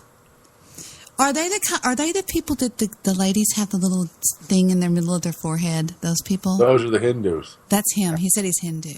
Yeah, well, that's them. I love learning about new They hate people. Muslims. Yeah, he didn't have a lot of really super things. He said that behind him there was a mosque. Is that what he said, Dennis? Yeah. I forget the name of it, but it's some kind of a temple that people go to accept blessings from one of the deities, a Hindu deity. Yeah, something like that. I wasn't sure. I wonder if they're having problems with Muslims over there. They've been fighting with each other over there for 1,000 years. Yeah, it's something about. Didn't you ever see Turks. Slumdog Millionaire? No, I didn't. Should I have seen that? I didn't either. Well, that's what he. Oh, that's a great movie, man. That's what he was when he was a kid. He was a little Muslim, and the Hindus killed his mother. Ah. No, if you've never seen Slumdog Millionaire, watch it because it's just a nice story anyway, and just the way it all flows together, it's really cool. Cool. I never ever watched it either when it all was, you know what I mean? Yeah, I ended up seeing it on like Showtime one night at like 2 a.m. Wow. And I got watching it, and like it was about halfway through when I started watching it, and I said, "Holy fuck, this is good." So it was on going to be back to back, and how Showtime does that. Mm-hmm. And yeah, DVR'd it and then watched it the next day. Mm-hmm. Long story that went nowhere, eh? Well, keep that in mind. We got Netflix here. Wow, they I really get do have Netflix some. and Crave TV. They do a lot with elephants over there, and they do that na na na na na na na na na. I seen a video of a guy riding an elephant through a field in India. Uh-huh. A tiger come running out of the grass and jumped up and tried to take him off the top of it. And it ended up cutting his arm real bad and stuff. If you Google that, if you YouTube that video, I know it's there. Are you serious? Oh, Tiger I did. I attacks saw man that. on I elephant. saw that. I saw that video, I think. And he throws a stick at it while it's like leaping at him. I've seen that. This place looks really. Like this fucking, it comes out of it just roaring, man, and it like leaves. It's fucking like, wow. They really Like, decorate the That's elephants. nature. Like, that's nature right there, man. Like, wow. And they do the snake charming stuff too. Yeah, they've got cobras there, and then there's another type that will come in and get in your fucking under your blankets with you and bite you. Mongoose. Keeps your warmth. A mongoose? Are you serious? Yeah, mongoose. They fucking eat the fucking cobras. Damn, I didn't know that. So what's going on over at DJ Bad Guy tonight, Sonny? What's got him on the air? Something's going on the air. Oh, he hadn't been on the air in a long time, and he just thought he would try to do a show, but I guess his internet was it didn't work out. Oh, he has trouble sometimes. Yeah, I understand. He's had trouble before. Yeah. Hello, Jimmy Lethal. How are you, Mr. Grind? He always changes his name. Willie's in the chat room. Willie says, me eating nachos is better than me smacking gum.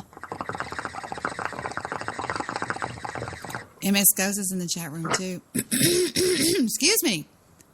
And I wish our friend would come back. He must have, maybe he had a friend come over or something. I don't know. Did you hear... Debbie, have you seen any news since you've been home? About what? About Donald Trump? No, about the man that got basically he tried to jump the fence so he wouldn't have to pay, and his family was already in this zoo, and he jumps the fence and he ends up in a lion's cage, and they killed him right in front of his family. I seen something about that. What? Yeah, hang on, man. I'm gonna send you the story. I'll find it quicker than you can send it. Let's see. Oh my God, Santiago Zoo scene of suicide attempt after man. No, wait. My bad. Crazy man jumps into lion enclosure at the Taipei. No, that was. Was that it? It would have happened like 2 days ago. Let's see. No, I don't see anything. Hang on, I found the story, and then maybe you can find the video. They showed the video on television, and that's the first time I've seen them show the video like that. I mean, you actually see the guy die and they showed that on television. Man in lion. Hey, you guys ever see the movie series? Here's a link to the story, Debbie. Hang on, I'll put that in your deal. You guys ever see that movie series, The Many Faces of Death? Ugh. Oh, yeah. I think they proved that a lot of that was fun. There you go, Debbie. I just sent it in yours and my chat in Skype. Okay, let me see what goes on here. Oh my God, what is this? Features content that some viewers may find distressing. A tourist has been mauled to death by 3 tigers.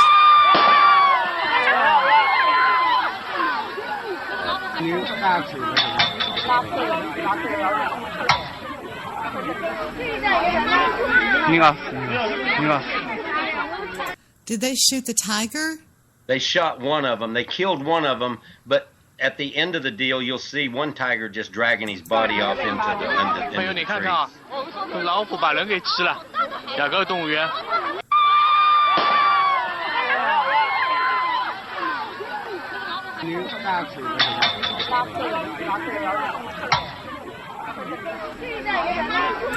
What the hell was he doing in a lion's den?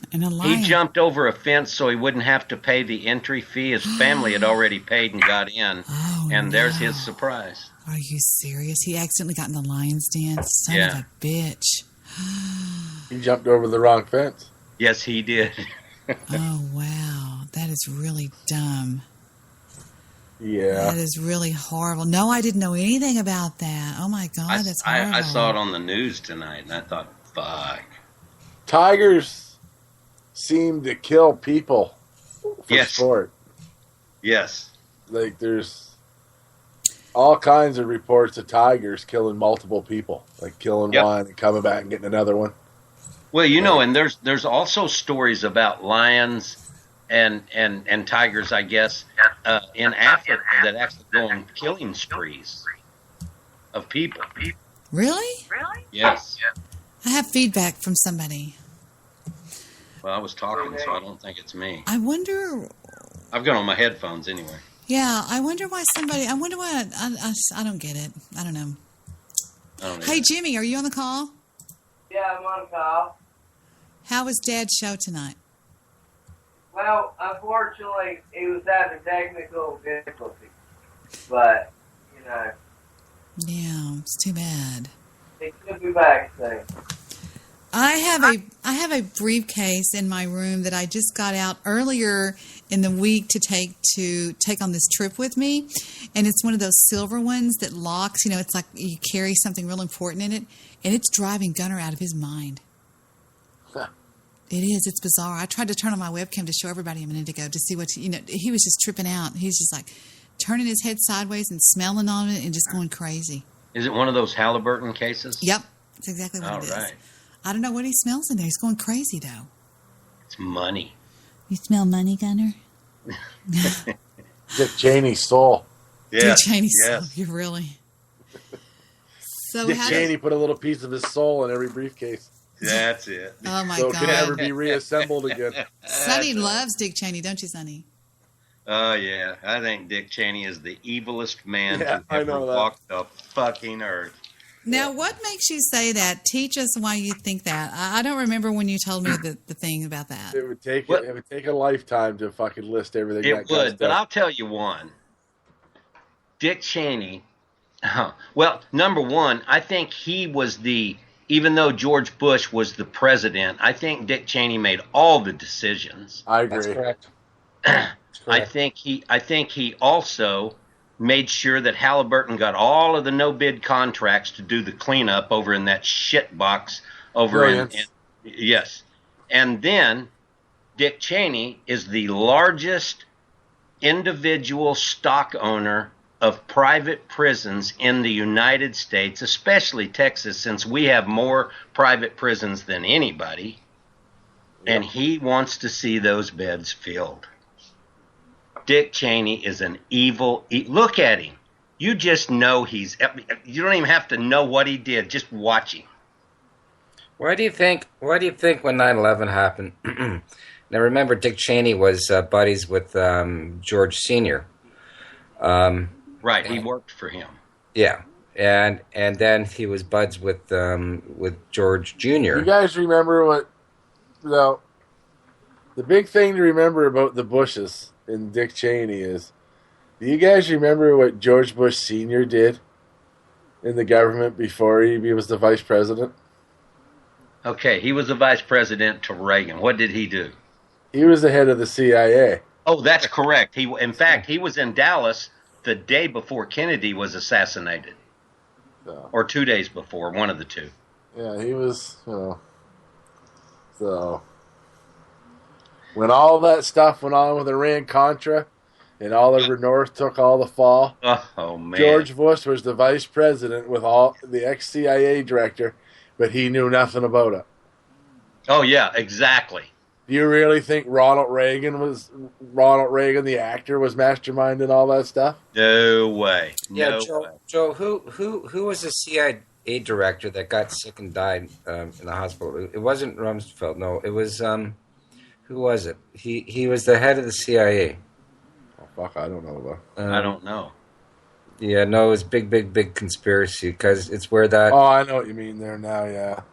Yeah, it's not even a conspiracy. It's where that the Senate and Congress don't actually run the fucking country. It's the fucking it's the underground. It's the I think we've seen this election here that more than anything that the powers that be dictate who's going to be in charge. Yeah, exactly. A guy like Rupert Murdoch, or that fucking, what the fuck's it, Roger. Bernie Sanders was good, man. Roger Ailes. Yeah. Rupert, you know what I mean? We watched that guy completely flip this election around. You know what I mean? Yeah. The FBI director, like they had an orchestrated plan. Fucking right, man. You know what I mean? Like they did, right? Like. And they didn't care that anybody knew. They couldn't care less. Right? Well, I have something here that says The Evils of Dick Cheney. The Oh, most- go for it. Go most- for it. It should be long. The most Probably evil. a 3-part miniseries. No, it's only. See, again, that's why when 9/11 happened, that's why freaking Bush was out in the open and Dick Cheney went undercover. Because Dick Go ahead, Cheney was running the freaking country. It says the most evil person in America today is Dick Cheney. So Yeah, that there is but- no mistake, I mean Richard Bruce Cheney, the former vice president. He is more evil than George W. Bush, cowardly slime bucket Karl Rove, and the pissant Albert Gonzalez combined. Wow. As a Wow. I'm going to assume this guy voted for fucking Kerry. As a preference to W's first speech as a former president at a private event in Calgary, Canada, in Alberta, Canada, he stated that he would not criticize President Obama and that President Obama deserves my silence. There is room for conjecture here. President-elect Obama met privately several times with then-President Bush as a part of the transition, and it looked like Obama offered Bush a ceasefire treaty that if W kept his mouth shut and didn't attack Obama administration, then Obama administration would not attack the Bush. Yeah. You will notice that these statements from the Obama administration might talk of mismanagement and failures of the previous administration, but Bush had not been blamed by name during their several months, but any major figure of the White House or the cabinet. Whether such offer was made to Cheney is more than conjecture. In any case, the evil Dick Cheney had no intention of halting his assault on the United States Constitution. Now, that being out of office hampers his ability to give direct orders to a frightening underlings. Dick Cheney has not gotten that. People voted his gang out of office because the people have never mattered to Dick Cheney. Wow. The evil Dick Cheney has an agenda.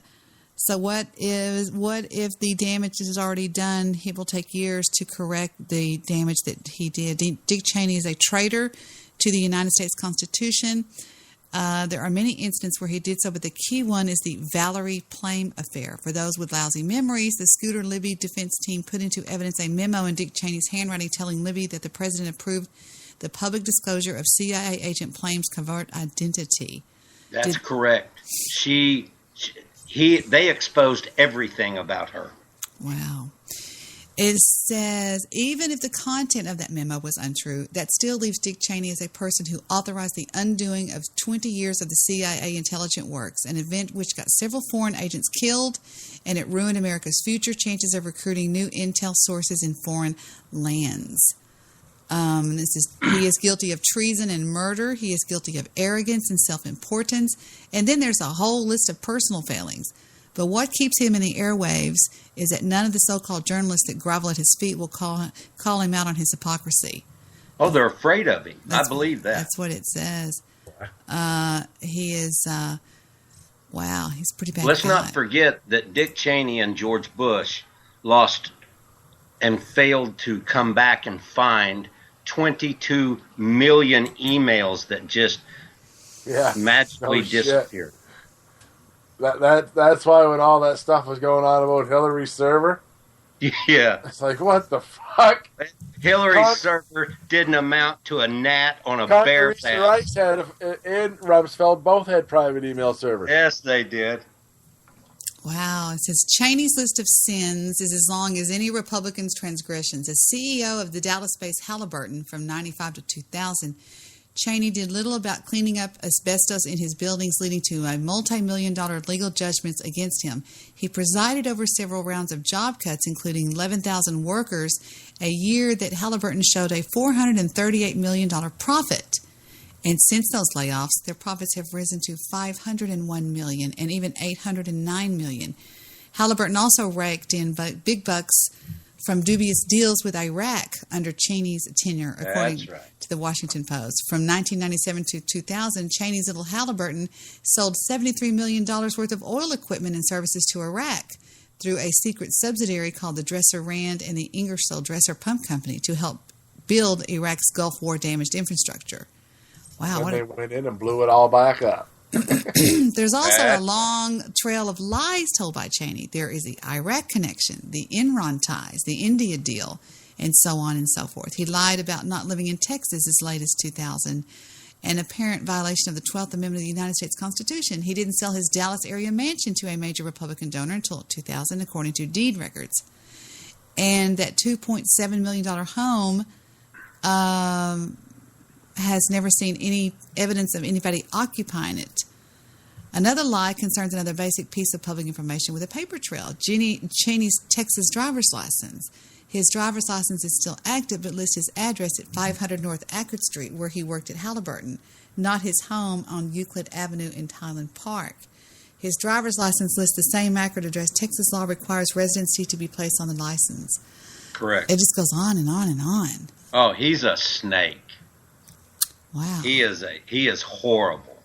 And that fucker got a heart. A Purple Heart? No, I mean, heart transplant. he was this fucker's 100 years old. He was waiting for a new heart, and he got moved to the head of the list and got one. That means probably some poor young person died because of that old fuck. And let's not forget, he's got a muff diving daughter. Does he really? Oh yeah. Somebody's saying let's sick Trump on Dr. Evil. Trump won't even fuck with Dick Cheney. Really? Why? I don't think. I say that. I'm saying that. I don't know that for. I'm just saying nobody fucks with that guy.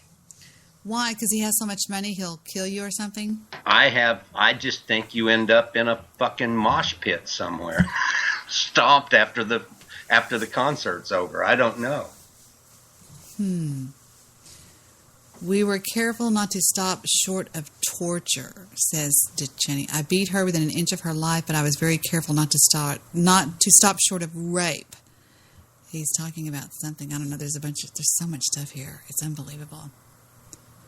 It's evil quotes said. It says the 11 most psychotic things that Dick Cheney has said about torture on Meet the Press. Do y'all remember that? No, but I'd like to hear it. It says, miraculously, Dick Cheney's still alive. He's still alive and still the former Bush's administrative most visible and tenacious historical revisionist when it comes to tactics it employed in the global war on terror. So naturally, Cheney was thawed from his cryo chamber and wheeled out by Mr. Smithers or whoever the hell is responsible for keeping his flesh alive. It says, I've watched nearly all of Cheney's television interviews over the years, but this one really blew my mind. It says, let's go through the worst of the quotes. Number one, Cheney goes, we were very careful to stop short of torture. Now, this isn't unlike a sexual predator saying, I beat her within an inch of her life, but I was very careful to stop short of rape. So what Cheney is saying here is that his enhanced interrogation techniques, or EITs, were almost torture, but not actual torture. But I'm sorry, Cheney, almost torture is a little torturous. The next one he says is, all of the techniques that were authorized by the presidents were in effect blessed by the Justice Department's opinion that we could go forward with those IETs without in fact committing torture. What did he do that has to do with torture? What I don't get it. Well, they're talking about like the torture tactics that we used at Guantanamo Bay with those people there. He says in this one, I believe that the rectal feeding was done for medical reasons. It says, so what part of the program did involve torture? If it wasn't torture because it wasn't part of the program, that implies quite clearly that the program was a torture. And it says, Chuck Todd described how Abu Zabdu was kept in a coffin-sized box for 266 hours and an even smaller one for 29 hours. And Cheney goes, I think that, in fact, was one of the approved techniques. What? Oh, wow. It says, today, and then Cheney says, today we're concerned about ISIS, a terrible new terrorist organization. It's headed by a man named Baghdadi. Baghdadi was in the custody of the United States military in Iraq in Camp Bucca. He was let go, and now he's out leading terrorist attacks against the United States. I would love to see that interview. You know what? If you see any interview with Dick Cheney, you just watch him. You tell me, just watch him speak and tell me that from that you don't get that he's the most evil man in the world. This motherfucker. Ice water just pours through this fucker's veins. man, it just goes on and on and on and on about this guy. I mean, about how horrible he is. Here he is. He is horrible, in my Dick Cheney, former Vice President of the United States, who spearheaded the torture program that we ran here in America, has decided he's going to come out and defend it. No one's surprised by that. He's decided to go on Meet the Press, which used to be a defining show for challenging politicians in America. Now, it's, of course, become a bit of a joke, and I'll tell you why. Back in 2004, we found out that Dick Cheney's office thought it was actually the best place to get their message out. We knew this because Scooter Libby, remember, was charged, who used to be with the vice president, because of the leaks that they had and that were illegal, right? So there was testimony and internal emails we found out from Dick Cheney's office at the time. That's about 10 years ago. They said as to how they can get their message out. Option 1, meet the press, vice president, okay? Under pro, she wrote, and this is his communications director, control message. So if you go on Meet the Press, it's really easy to control the message. So that's a very good outlet for us. It's, in fact, option number 1. Now, it's a different host at this point, to be fair to Chuck Todd, who did the interview yesterday. Wait a minute, I have something better here. I think I have his actual Former words. Vice President Dick Cheney was asked about the Senate's torture report earlier this week. Let's listen to his inane defense of it. We've got Khalid Sheikh Mohammed, who's the mastermind of 9/11, who has killed 3,000 Americans. He is... No, we want to talk to you, Saddam Hussein. Saddam Hussein. Sudesh. No, it's okay. Come, you can unmute. We don't care if your dogs are noisy. They're the guys were wanting to ask a couple of questions to you. Unmute. He said, laughing my ass off. He's the coolest thing. He's called into my show before. Unmute yourself. We have some people that want to talk to you. This is the guy from India. So, anyway. Okay. Yeah, I'm back. There he is. Say hi. Hi, everyone. Hi, Sudesh. Hello. Sudesh. Sudesh. Sudesh. Sudesh. Sudesh. Okay, I'm sorry. Hey, Sudesh. Hey. This is Joe. He's from Canada, and that's Sonny. He's from Texas, and you know Jimmy is from the hills of Kentucky, and Dennis is from Canada also. So don't you guys think it's diabolic? The Canadians are accepting everyone, and across the border, your government has put a 90 days ban. Yeah, you're talking about how Canada's still letting refugees in? Yeah, refugees, etc. Yeah.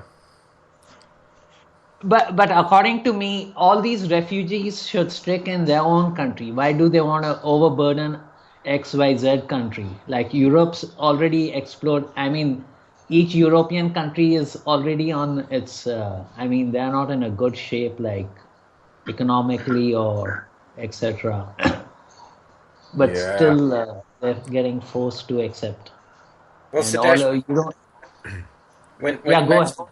When you mention this, Sudesh, I find a big difference between a refugee and an immigrant.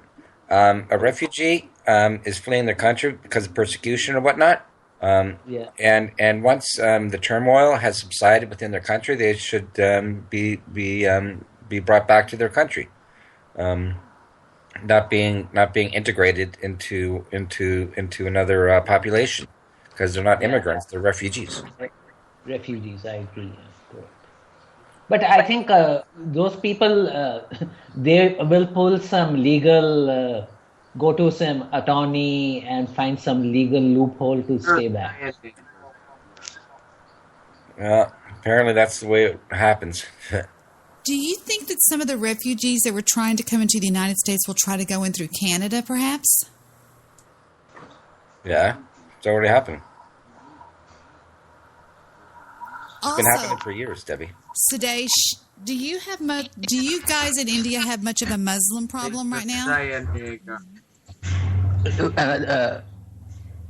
What did you say? I didn't hear. Dirty fucking saying nigger Muslim trash. Hey, Jimmy. Saying nigger. I just removed him from the group. I'm so sorry about that. That's bad. I don't know what he was. I don't know. No, it's okay. I've dealt with these people. Even in Google Hangouts, I said, I'm sorry. I can deal with that. Yeah. I'm sorry. He just was being horrible. Do you have No, much? Debbie, I've dealt with such people, and then they had a big laugh. Okay, go ahead. You want to ask me something? I was just going to ask you: is in where you're living right now, which is Jaipur, India? Do you have much of a Muslim, what you would call a Muslim problem there?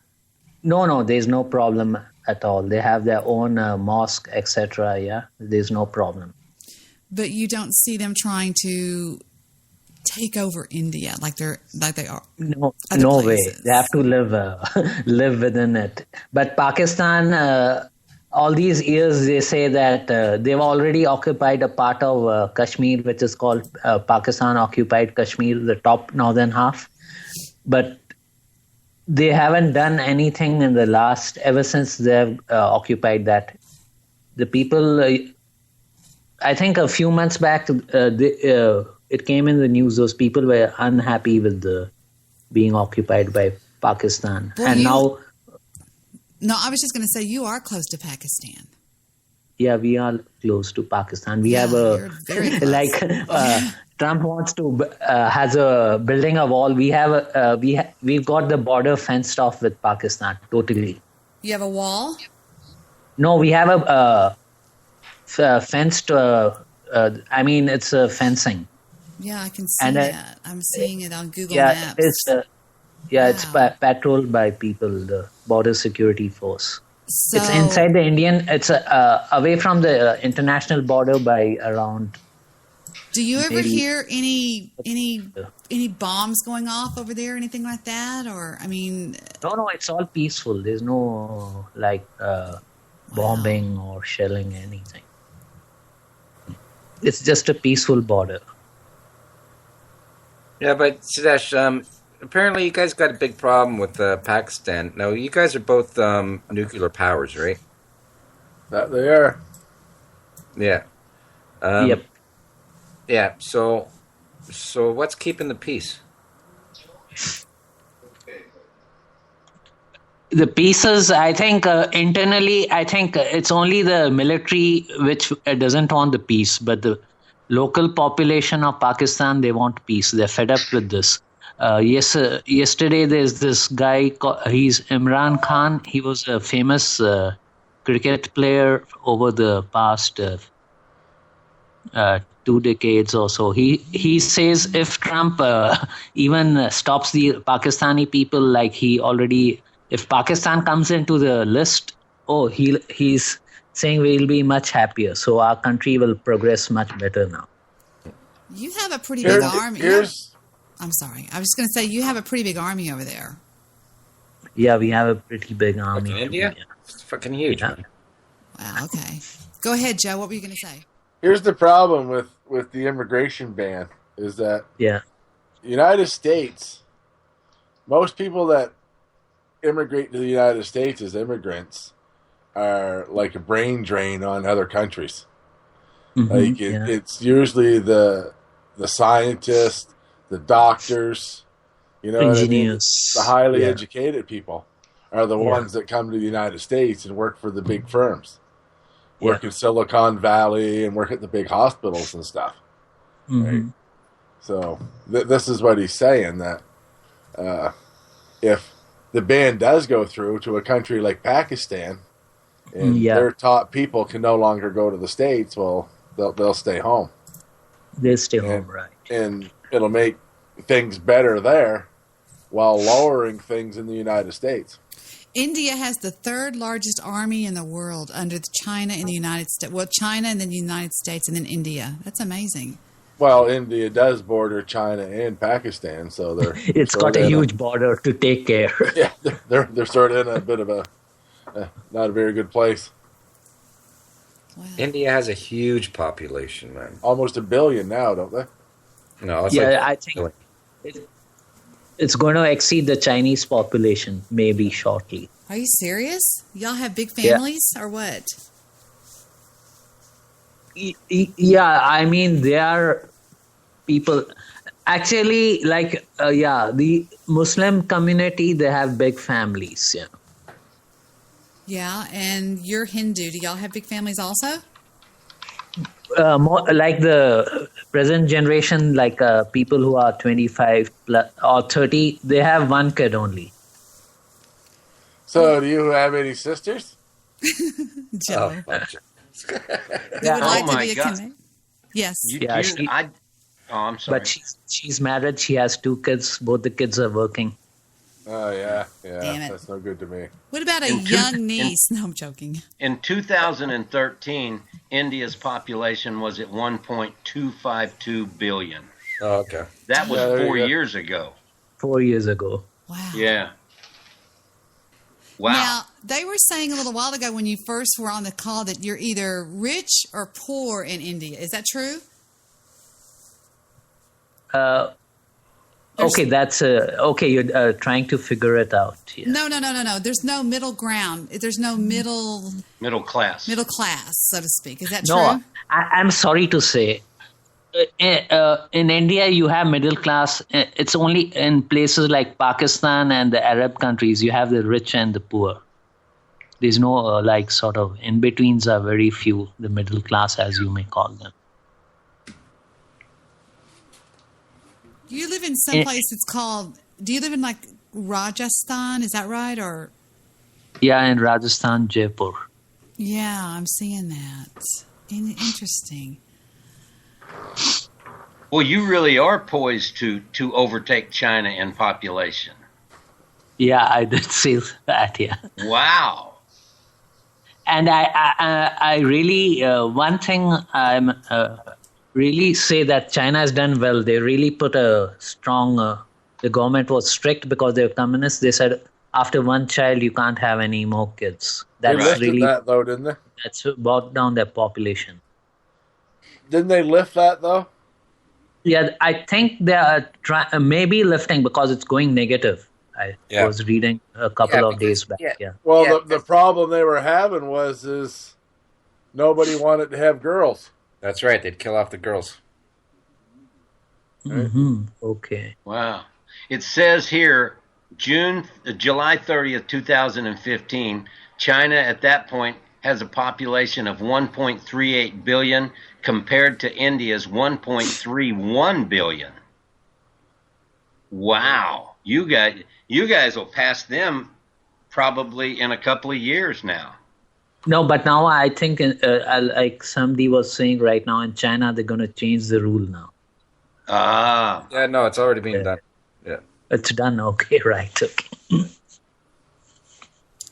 Sudesh, I was wanting to ask you, where do I know you from? Is it Facebook? I'm sorry. No, I think we met a couple of maybe 2 or 3 years back here on Skype itself, I think. Yeah. I didn't know. I forgot. I was like, oh, I'm sorry. I hate to ask you something so rude, but I didn't remember where I knew you from. Yeah, I think it's been more than a year and a half I didn't join your call. Yeah. I'm so glad you're on the call. This is amazing. What prompted you to call tonight? Oh, I just came on my cell phone and I saw, Debbie Daly. Debbie Daly. You sound so clear. Clear. No, clear. You sound very clear. I didn't say queer. I don't have any accent or anything. It's No, people say, you put an in there. Why don't you speak like with an American accent? No, or I'm not saying that. I want to stop you right there and say, I mean, you're very clear. Your sound is very clear.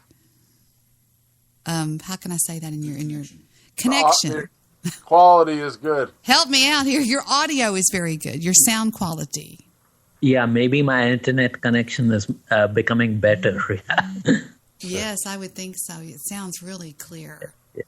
A couple of years back, it was this speed was slow. It was pretty slow earlier. Yeah, since 3 years now, the speed is doubled. Nice. All right, gentle people and gentlewoman. I got to fly out. Where are you going, You're Dennis? taking the flight out, Dennis? Oh shit, man! I gotta go see the chiropractor at like 7:30 in the morning. So 7:30 is pretty early. yeah, so Very early. Yeah, I gotta go to bed, man. Well, good yeah, night. good night. Yeah, good night, Dennis. Yeah, great talking with you, gentlemen. And See you again gentlemen. soon. Good night, Dennis. All right, man. We'll take it easy. All right, gentlemen. Ciao, man. What's the temperature up there by Dennis? I don't know. He just hung up. He just hung up. What about Joe? Is he there? Hey, my brother's an American citizen. Oh, is he here? No, he came back in 2015 July. He was there for 25 years. Wow. Wow. Yeah, he decided that now's Oh, the you're time. old, man, aren't you? Joe. My brother, elder brother, he decided that it's time to get back home Well, because it's better, I can see that. in the old age to come back home. Yeah. Vic wants to know Come on. what the temperature is where you're at, Joe. I have no idea why he wants me to ask you that. Who wants Once. Victor. Okay, 1 second. Let me check up. Aw. Time to plant the Debbie, I just put a link in your chat. Take a look at to that. know? -5 degrees Celsius. Minus 5 degrees Celsius. So what does that mean? Minus 30. Minus 30. Isn't it about minus 30 degrees? No. Maybe. I don't know. I'm not good at that. I'm really not good at that. It's 22 degrees centigrade. Golly, it's cold where you are. Fahrenheit. What about Fahrenheit?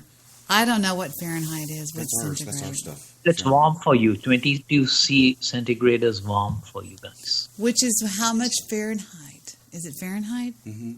I'm so dumb today. I don't know what's wrong. I think 30s is like in the 90s. Really? That's what I'm thinking.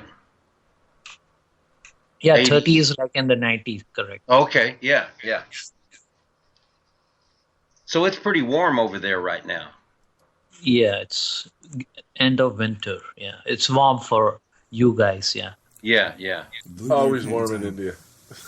Do what, Victor? Yeah. Blueberry planting time. No, he's not talking about Canada. This guy's in India. Oh. Yeah. How warm is it where you are, Sonny? Well, just look out the window, Debbie. Yeah. Yeah. We're going through a real warm spell here for winter time.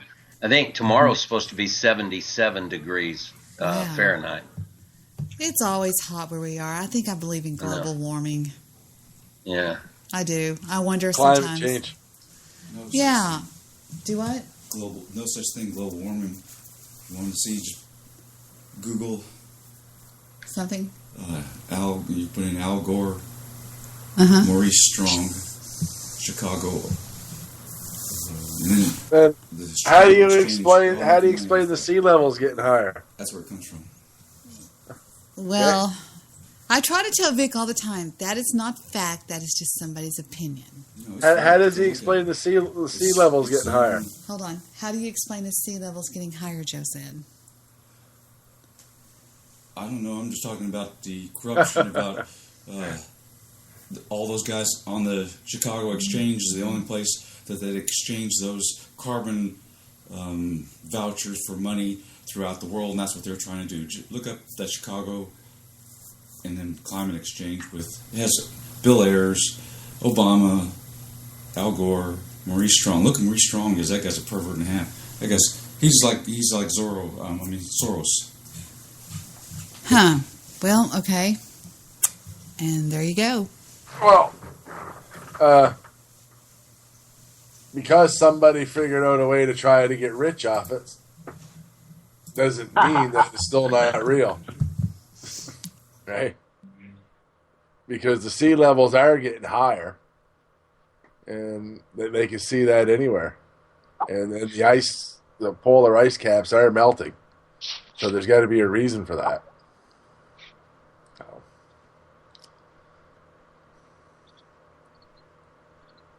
All right, hold on just a second. Hold on. Here. I don't know. Well, you're talking about somebody in what did you say? In Chicago's doing all this? The Chicago Exchange. What is the Chicago Exchange? You'd have to look it up. Chicago Stock Exchange, just like Wall Street. No, it's Chicago exchange of Climate, something you yeah, said. the climate deal. It's the Climate. Okay, and they are making the climate change or something. Or what? I don't. You're not making yourself very clear here, Vic. hold on a second. He said, "Hold on just a second. I'm going to step on you, Fufu. The climate exchange scam. The let's see. It's okay. Just whatever. The Chicago Climate Exchange. Right. There's a whole Wikipedia page about the Chicago Climate Exchange. Yeah. Yes. Get away from Wikipedia and just dig a little deeper, and you'll find out all those names. They'll start popping up, and they'll start going like, "Oh no, these are all the criminals. They've been fleecing the United States dry." And then you'll find out why, because they're all going to get money off this thing. They're making Right. money off it. Oh, geez, yeah, that's why they were trying to do the with the United Nations. So, okay, so you're saying they can't be trusted because they stand to make money? No, they can't be trusted because they're criminals. Or why are they criminals? Just, you'll have to read about it. It's just so involved that I can't explain it. That Well, they've I got- just don't understand how they would make money. It's something to do how with these. the climate change guys are evil for figuring out a way to make money when the the other side is the oil industry, who's making more money than anybody. Well, when you get your own scientists to come up with your own conclusions, and You mean not put forth that- 96% of the world's scientists?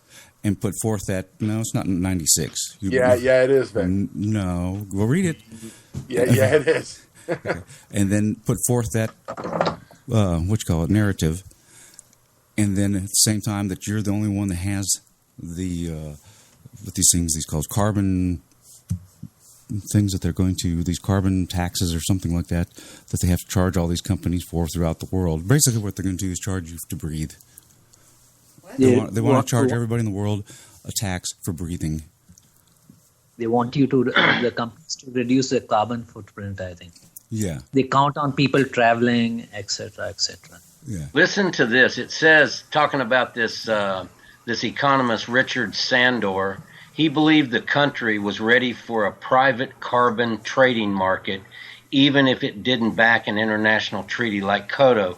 Carbon trading is like selling company shares on the stock market, except it's not shares of a company, it's shares of pollution. As it turns out, his brainchild was a hot idea. Oh my God. Yeah, it's crazy. And then you'll see that Maurice Strong's in there, who's exactly like George Soros. Oh George my Soros God. is in there. Obama's in there. Al Gore's in there. Bill Ayers, the former terrorist. So you have from Weather Republicans Underground. and Democrats also involved in it. And and here's another clue. It's out of Chicago, which is Chicago's all. Yeah, it's all corrupt there. Yeah. And what did you ask? I didn't catch you. No, I was just saying. Oh, wait a minute. Somebody else asked you something. Yeah. I was just reading. The carbon tax doesn't disprove climate change. Right? The carbon tax is something completely different from climate change. Like, that can be debated if it's, the merits of the carbon tax, right? But that has nothing to do with the science of climate change. Yeah, I'm just talking about this company that's doing the carbon tax deal. Okay. So we're in agreement that climate change is real. I don't agree that. Haven't done enough research. I'm just knowing that this deal, Somebody want to do climate change. so they can charge you for breathing. Oh, Victor, don't be silly. So okay, so we're at least in agreement that the ocean levels are rising. Yep. And that the polar ice caps and the glaciers are melting. Away. Right. We at least agree on that because that can't be disputed. Supposedly, like this, that's been done for billions of years. Sometimes they're colder, sometimes it's warmer, sometimes it's colder, sometimes it's warmer. They said throughout the history of the world that it's gone Okay, back but and forth. okay, so then we're agreeing that that's at least happening and the climate is changing. So where the debate is it man-made or is it natural? Right? we at least agree that things are changing. They're always changing. Okay, so the what we don't agree on is the cause. Then the cause, and you know what I mean. Right. You're saying it's a natural state of things, and I'm saying it's man-made. Right. If the debate is whether or not man has made enough Well, environmental impact. What if I told you that they can measure the amount of carbon that is in the atmosphere and then measure it again in a year, and they know through ice layers, through glaciers, how much carbon was in the atmosphere before the Industrial Revolution, and right now there's 100 times more carbon being put into the atmosphere annually than what can be accounted for by nature. And that can't be disputed because they can prove this with science. Right? 96% of the world's scientists agree. Well, what would you say then? I'd have to look at the some of the stuff that's been put And what out if there. I told you that every carbon molecule that's in the atmosphere acts like a magnifying glass for the sun, and that's what heats up the atmosphere? Victor, listen I'd- to Joe. Stop reading. I don't know anything about the climate change and all that stuff. I just know that they're doing this on the with this group, and I haven't looked into the changing of the climate caused by man or not. I don't know. So basically, what I just read a little paragraph, and out of that, what happens is they regulate like CO2 and other emissions in every country. Mm-hmm. And then if you're low, you can trade off some of your emissions to somebody, your emissions cap to somebody that's real high right now, and they'll pay a fortune for that so that they don't get into all kinds of a shit storm. And it says the scheme's governing body begins by setting a cap on allowable emissions, then distributes or auctions off emission allowances that total the cap. Member firms that do not have enough allowances to cover their emissions must either make reductions or buy another. That's all they're doing. They're trading this shit back and forth. Mm-hmm. On the Yeah, surface, I mean- but the underlying thing about the carbon tax is the incentives to lower your carbon footprint, because then you don't pay the tax. Right, exactly. You don't have to trade it. But it said Sell that it. politicians all over the world are now investing in this, and they're all making just literally millions and millions of dollars doing this, and they're deciding the quality of the air that you and I breathe. Well, who's It just deciding based- right now? Well, I assume they are. They're trading this shit back and forth like it's baseball trading cards. But And they're paying for it, sending money. The incentive is, the argument for the incentive is that if you and I and Vic all have a company, and Yeah. Vic's company produces a lot of carbon, and, Right. and ours do sort of too, right? Right. But smaller. The incentive is that if you and I say, well, fuck it, I'm going to lower my carbon and I'm going to green up so I have more carbon to sell. Exactly. Right? Exactly. And then ultimately, Vic could buy it, but it's to make incentive for you to green up. Like, the incentive is not to trade it, right? That's the incentive to get everybody on board so there's a possibility to make money. But ultimately, the plan is that by paying the tax, your company will go as green as it can to try to avoid paying that tax. You get what I mean? Yeah, There's pros and cons for both sides. No, I see that, but it just seems to me that this is a way, like governments do, of just sitting around making tons of money for the top end of every economy and in each country that's involved in this. They're making all the money. They don't care. They figured in the 80s they started selling us water. Yeah, exactly. Now they sell you pure oxygen. Yes, there's exactly. always somebody somewhere trying to figure out how to sell you something. Well, that's right. Fuck, you gotta pay for air when you stop at the gas station now to use the fucking arrows. Isn't that the truth? Hey, I did that the other day. I had a tire that was a little bit low, and I'd never used one of those before, and it cost like $1.50 to fill my tire. Up here it's a loony. You got to put a loony in, and there's Well, no how much is pressure. that? That's $1. That's Okay. like the point. It's fucking. There's no pressure. You know what I mean? It takes forever. Yes. Do they call it a loony like in Looney Tunes?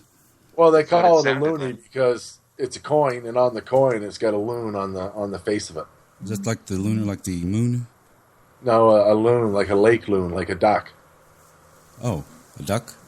Isn't it? I never heard of a loon called. No, it's a loon. It's a type of a duck, huh? It's a lake loon. Like, I don't know how to explain it. They're not So it's really like a ducks. mallard? They're their own bird. They're black. They're white. Okay, it's like a type of bird, like a mallard. Yeah, they look a lot like a duck, but they hang around lakes. They dive and they fish. They're actually pretty cool to watch. Oh, so it's a bird. Okay. You've heard them in movies. They've got that distinctive call you always hear, like when they show lake scenes and stuff. Like that. That cow, something like that. Duck calls. Oh, so maybe he's relative to the loony bird. But oddly enough, when they come up with the $2 Canadian coin, they called that the toonie. Get out of town. You're lying. Yes, they did. Honest to fuck. Honest to fuck. I don't even know what the toonie's got on it, on the face of it, for fuck's sake. A beaver, I think. I don't know. But it's the loony and the toonie. See, I told you it was after a cartoon deal. Yeah, there you go. Looney Tooney. See? Looney They're Tooney. supposed to come up with a $5 coin, too.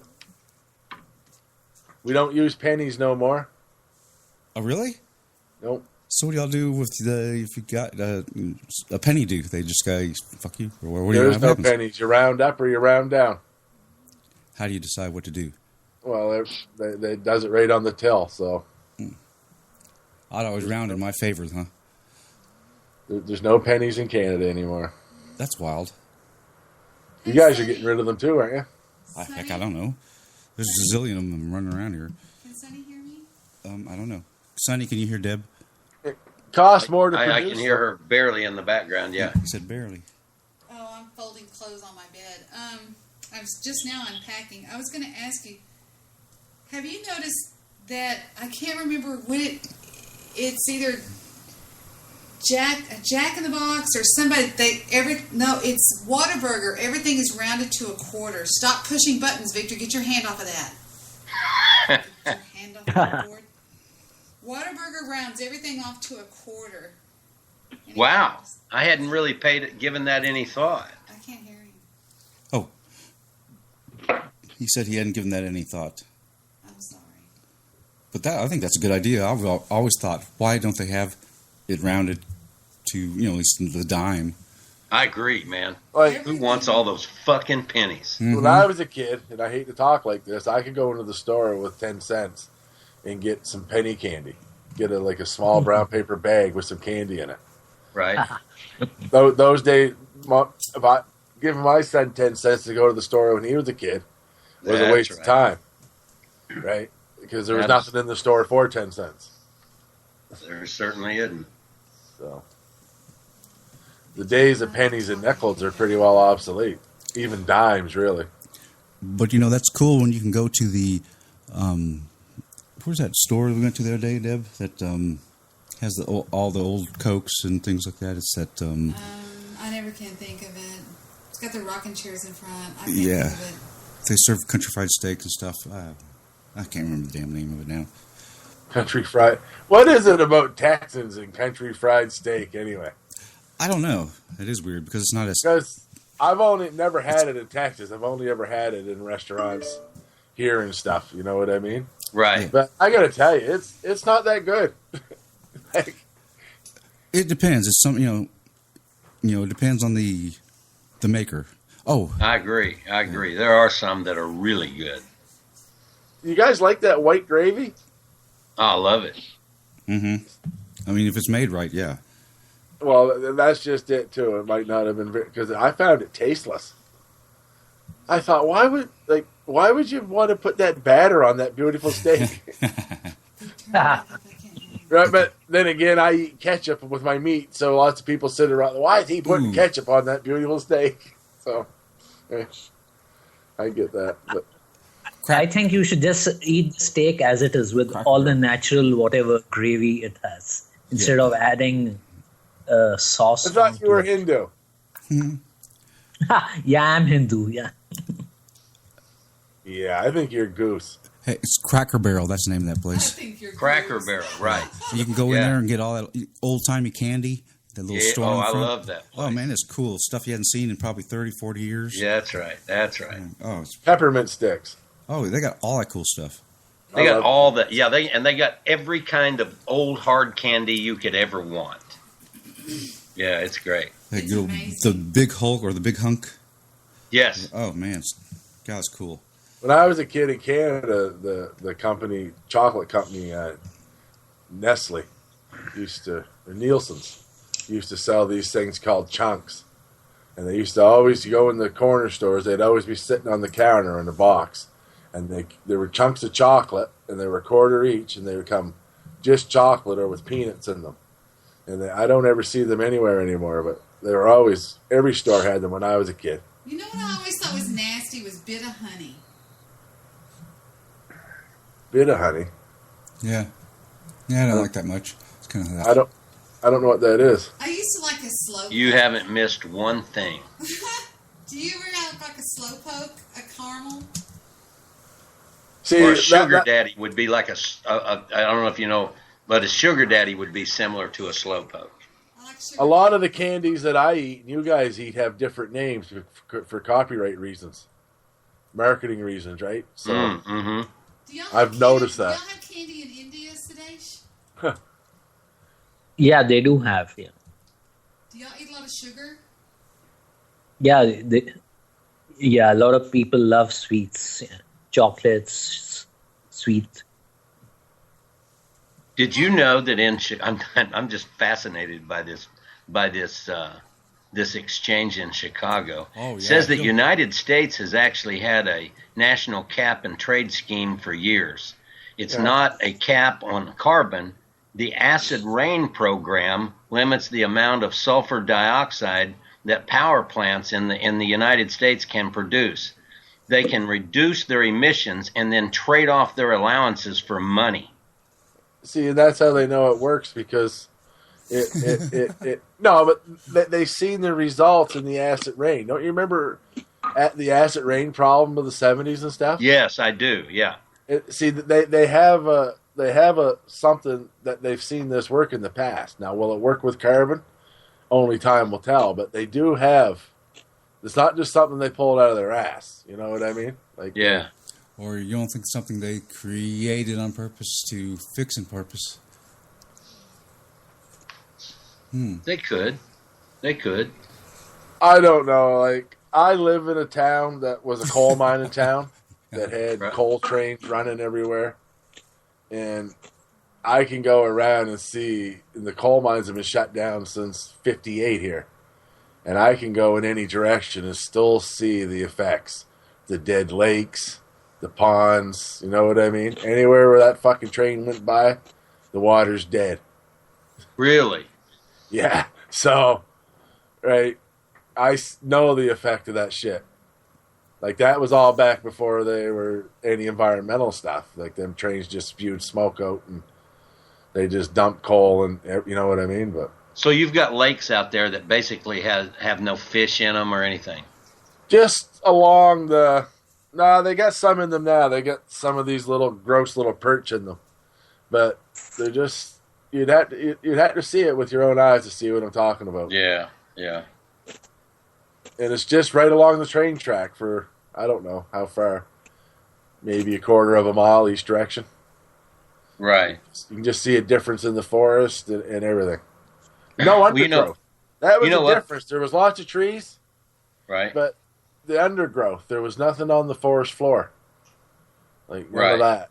Like, well, up in East Texas, there was a lot of strip mining, tons of strip mining back in the back in the 60s, or 50s and 60s, and they never put anything back. There's these huge, I mean, we're talking, I don't know, 100-acre like pits that are like, I don't know, 200 or 300 feet deep, and they're filled with water, and they've tried to stock them, but all the fish die.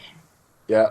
So now they just, yeah, and then there's always going to be a bunch of kids that'll go out and swim in those lakes and wonder why they're growing a third eye in the middle of their forehead. I mean, it's horrible. How do you get to the chat room so I can drop a link?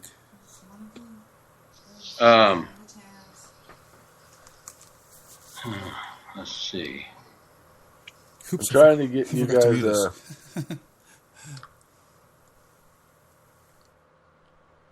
Oh my God! Trying to get you guys a clip here from iTunes, but I don't know how to get it over to Skype, or if I even can. I hate being computer illiterate.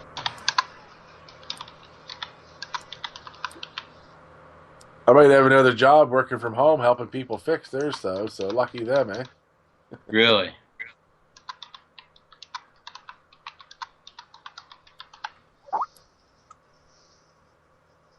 Check that out.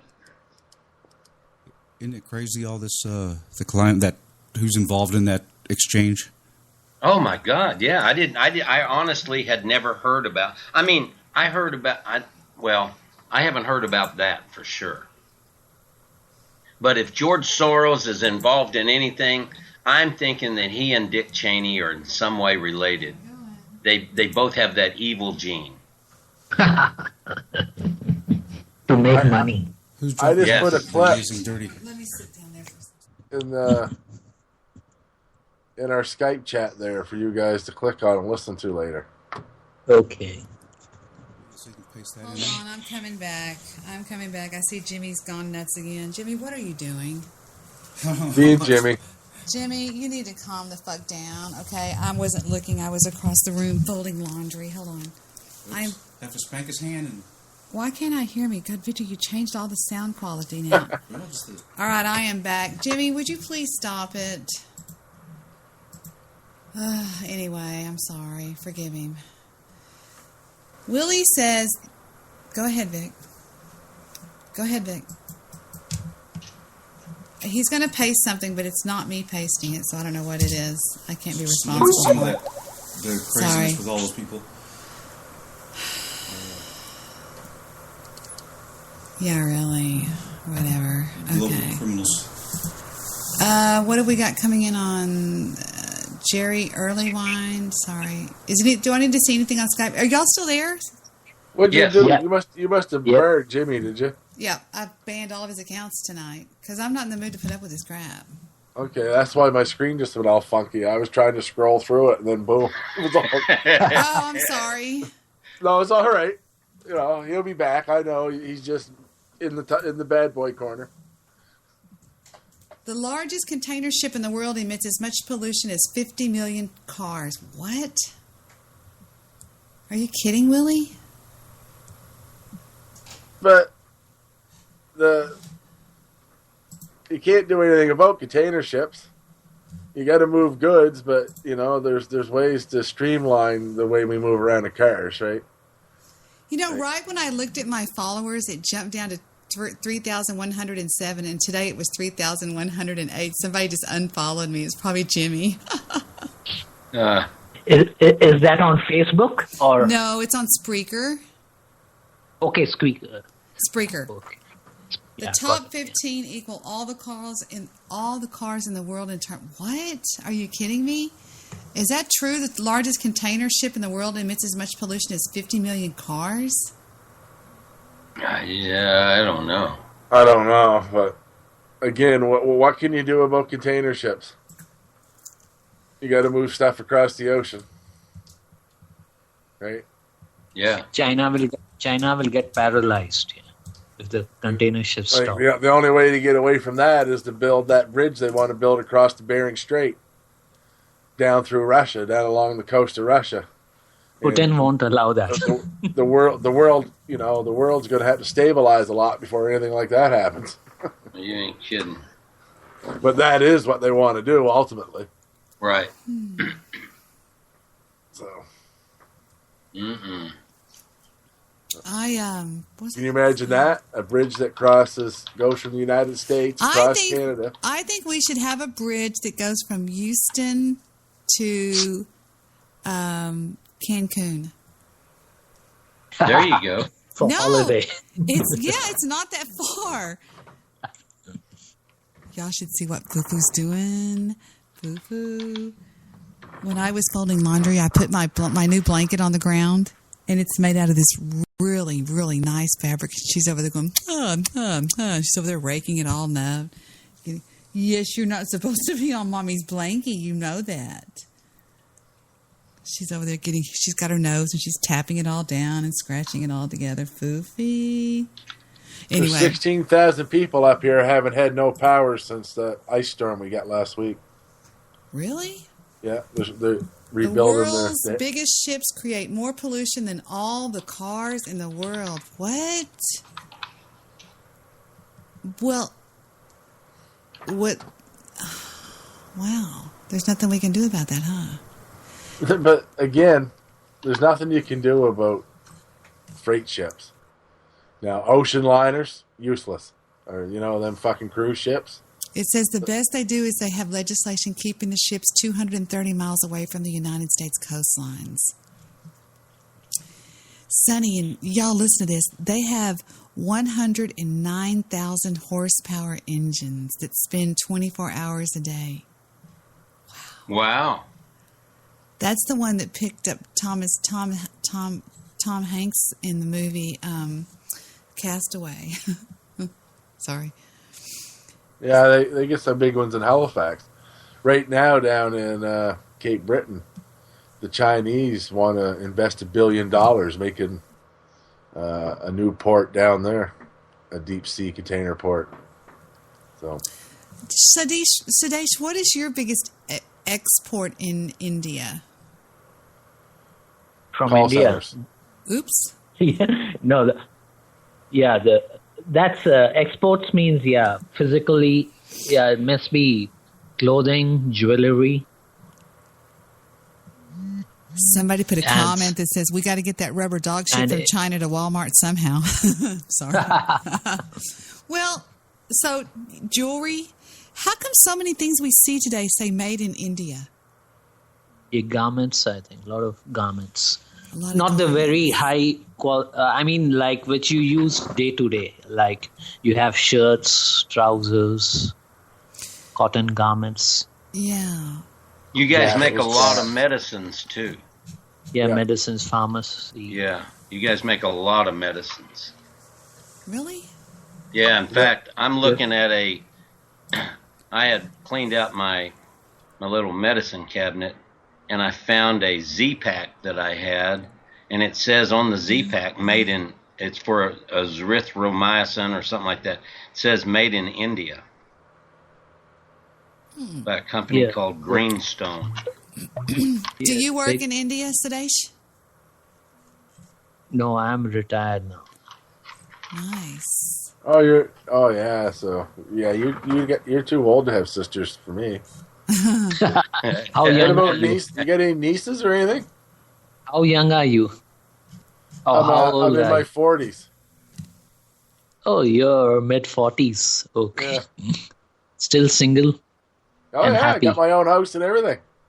It's better to be single and happy. Why do you want another... Nah, I want to ruin some young girl's life and suck her spirit to live. Then you need to catch hold of some Southeast Asia. Like a lot of people come to US. No way, that's the Jew stomping ground, and I ain't going down there. I'm just kidding. A second fiddle to the Jew. Some US guys get from China, Philippines, or wherever, Indonesia. Yeah, I'll just stick with crazy drunk. Hey, Sudesh, finish this sentence. Thailand is most famous for...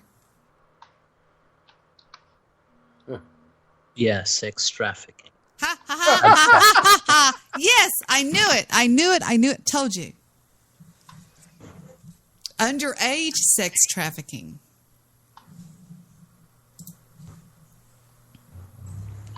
Yeah, anyway, that's what I think. Yep. One night in Bangkok and the world's your oyster. Just throwing it out there, that's all. You know, that was the soundtrack for a movie called Chess that was horrible. Now, wait a minute. Willie says in the chat room that methane contributes to 28% of global warming, and most of that is due to rice paddies. He also says methane is caused by cow flatulence that can be fixed. Cows farting is one of the biggest causes of that. It says that can be fixed by adding a seaweed to their feed, reducing their output to almost zero. Well, then why doesn't somebody do that? Well, they found it was a farmer in Prince Edward Island, Canada, that discovered that, and they got messing around, and the seaweed that gives off zero is the seaweed that comes from Australia. So they are looking into that.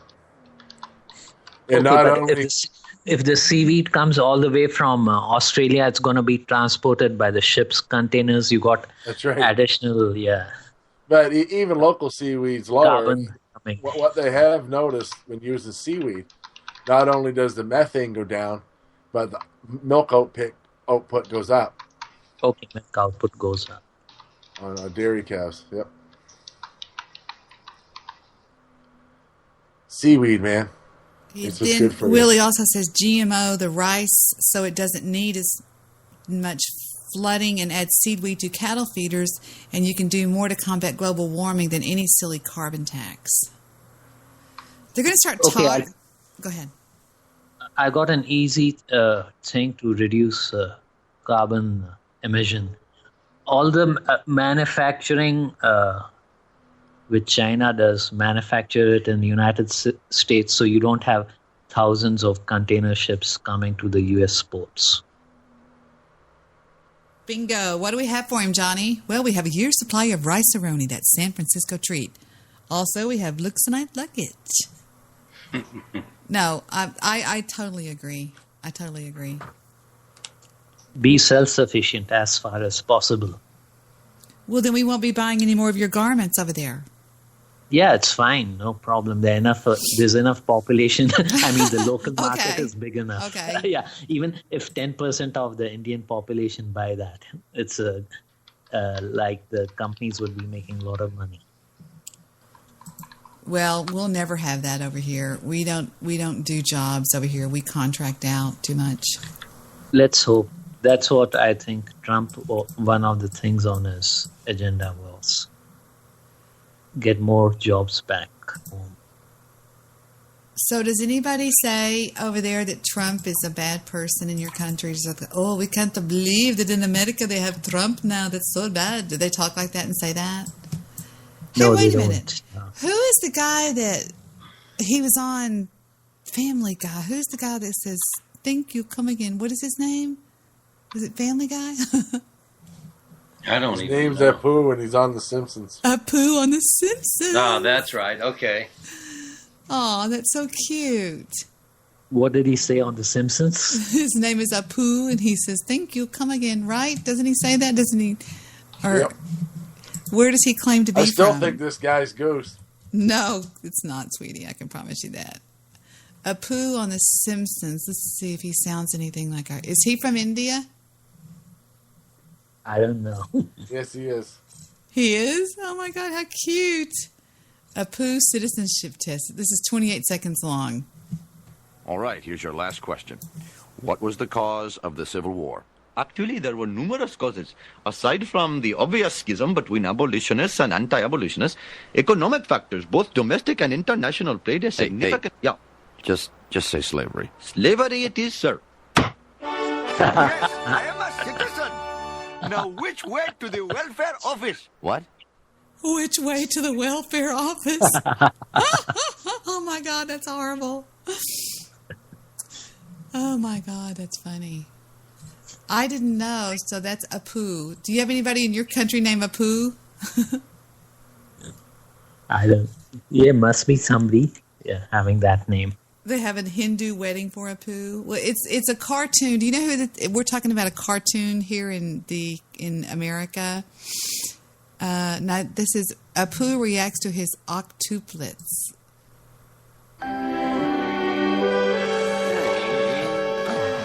Apu, come quick! You're missing the miracle! What? I'll be right back. Oh, my sweet husband. Say hello to your firstborn child. You shall be the jewel of our lives. Oh, now say hello to your other 7 children. What? He had 8 children. 8. Lucky bastard. I'm just being silly. I just like to be silly, I guess. Apu the terrorist? What is this? Oh, funny stuff. That's what I remember, somebody talking like that. But I love My favorite Simpsons line ever is when Homer and Marge are in an argument, and he says, well, excuse me for having enormous flaws that I don't do anything about.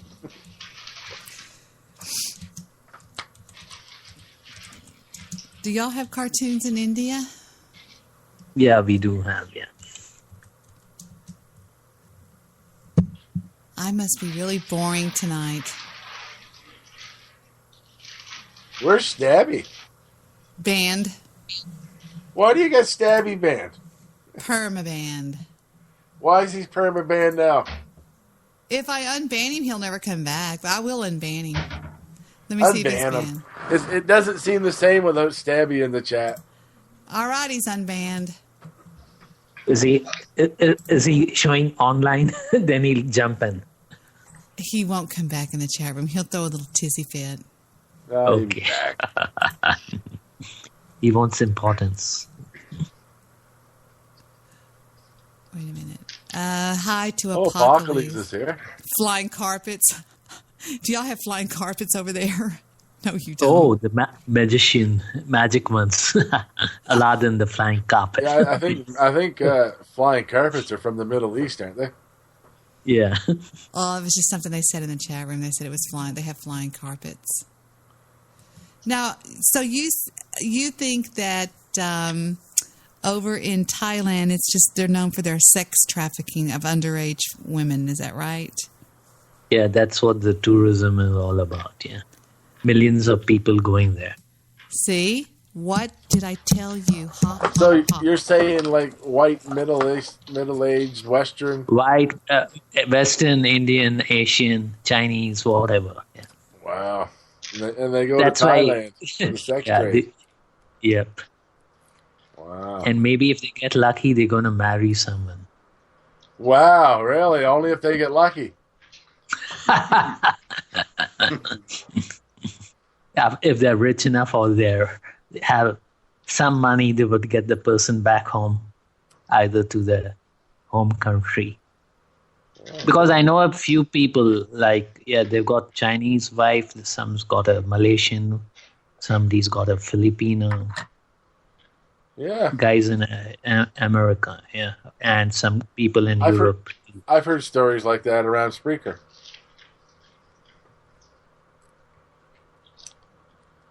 Maybe the chat groups are meeting places on that, on some, social networks. Yeah. I heard that during World War II that a lot of the soldiers of color married a lot of Japanese women. It's not important. Nobody needs to comment on it. I'm sorry, Sonny. I'm sorry. It's just, I don't know what's wrong with me. I'm so slow I didn't tonight. know that there was any black regiments in the Asian theater. But not I saying don't it know. wasn't. Sonny, do you think there's some little Sonnies running around somewhere over in Vietnam? What are you No. eating? What are you eating that's so loud? I'm sorry. I was seeing how long I could get by with that. I'm Yeah. eating chips and salsa with some homemade salsa that was made for me, and it's really, really good. Sorry. You sound like Curtis. I do recipes now. Yes, you Yeah? do. Yep. Ugh. Are you serious? Yes, I have heard about the Ganges River. My dad used to tell me that something, when it smelled bad, he said, Deborah, that smells like low tide on the Ganges. He says, Apocalypse says more than 100 bodies, including those of women and children, are found washed up along India's holy river Ganges as families struggle to pay for cremations. Is that true, Sudesh? I don't know if we still got him. I heard his phone going. Bzz, bzz. Of course, it's the business day over there. He must have accidentally hung up. That's too bad. He was cool. I think that was his sister trying to get a hold of me. May have been. Could have been. Ugh, that's horrible. I have that effect on women. Oh, that might be him. Hold on. Let's see. Be still, Skype. No, we don't want you anymore. Go away. I'm not ringing the Jew. Oh, fuck. I've tried too many times. It just never works. He'll be an asshole, and I'm just sorry, but I'm just batting my head against the wall with that. Not going to happen. Sorry, Jew, you blew it. That was neat. That guy from that lives in India. It was. So that's a real story. Do you think I insulted him? Do you think I insulted him when I was playing a poo? You might have. Nah, it's hard to get mad at me. I like him. Very sweet. But let's be quite I made honest. my last chip, so If he's easily offended, he's not going to last long around here. No, he's not. So, not trying to chase him away, but No. I had a talk with Dennis before the show and told him what was going on. I said, "Hey, it's okay. I threw the Jew off the show. I threw the Jew down the well for jumping on Dennis." So I said, I can talk a big game about being mean to somebody, but the truth will come out if somebody gets jumped on. I'll go to bat, and I really did. I didn't realize how much I did that. I went to bat for Dennis the other night. You know what I mean? Yeah. Jumped his ass. I won't put up with anybody abusing somebody like that. So Dennis is my lackey in punching bag. Jew's got to find his fucking own. If anybody's going to pick on Dennis, it's me. This is what I said to Dennis. I said, listen,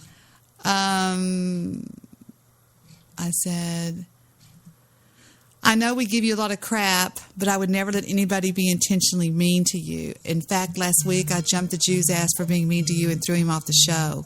I said, anyway, I was talking about something. Who's that on the call? Sudesh? Yeah, I just got back, yeah. Oh, I thought you got mad because I was playing a poo, going, thank you, come again. No, I think my call dropped off, yeah. Oh, okay. Welcome back. How are you? Thank you. What do you think about Jews? Any Jews in the group now?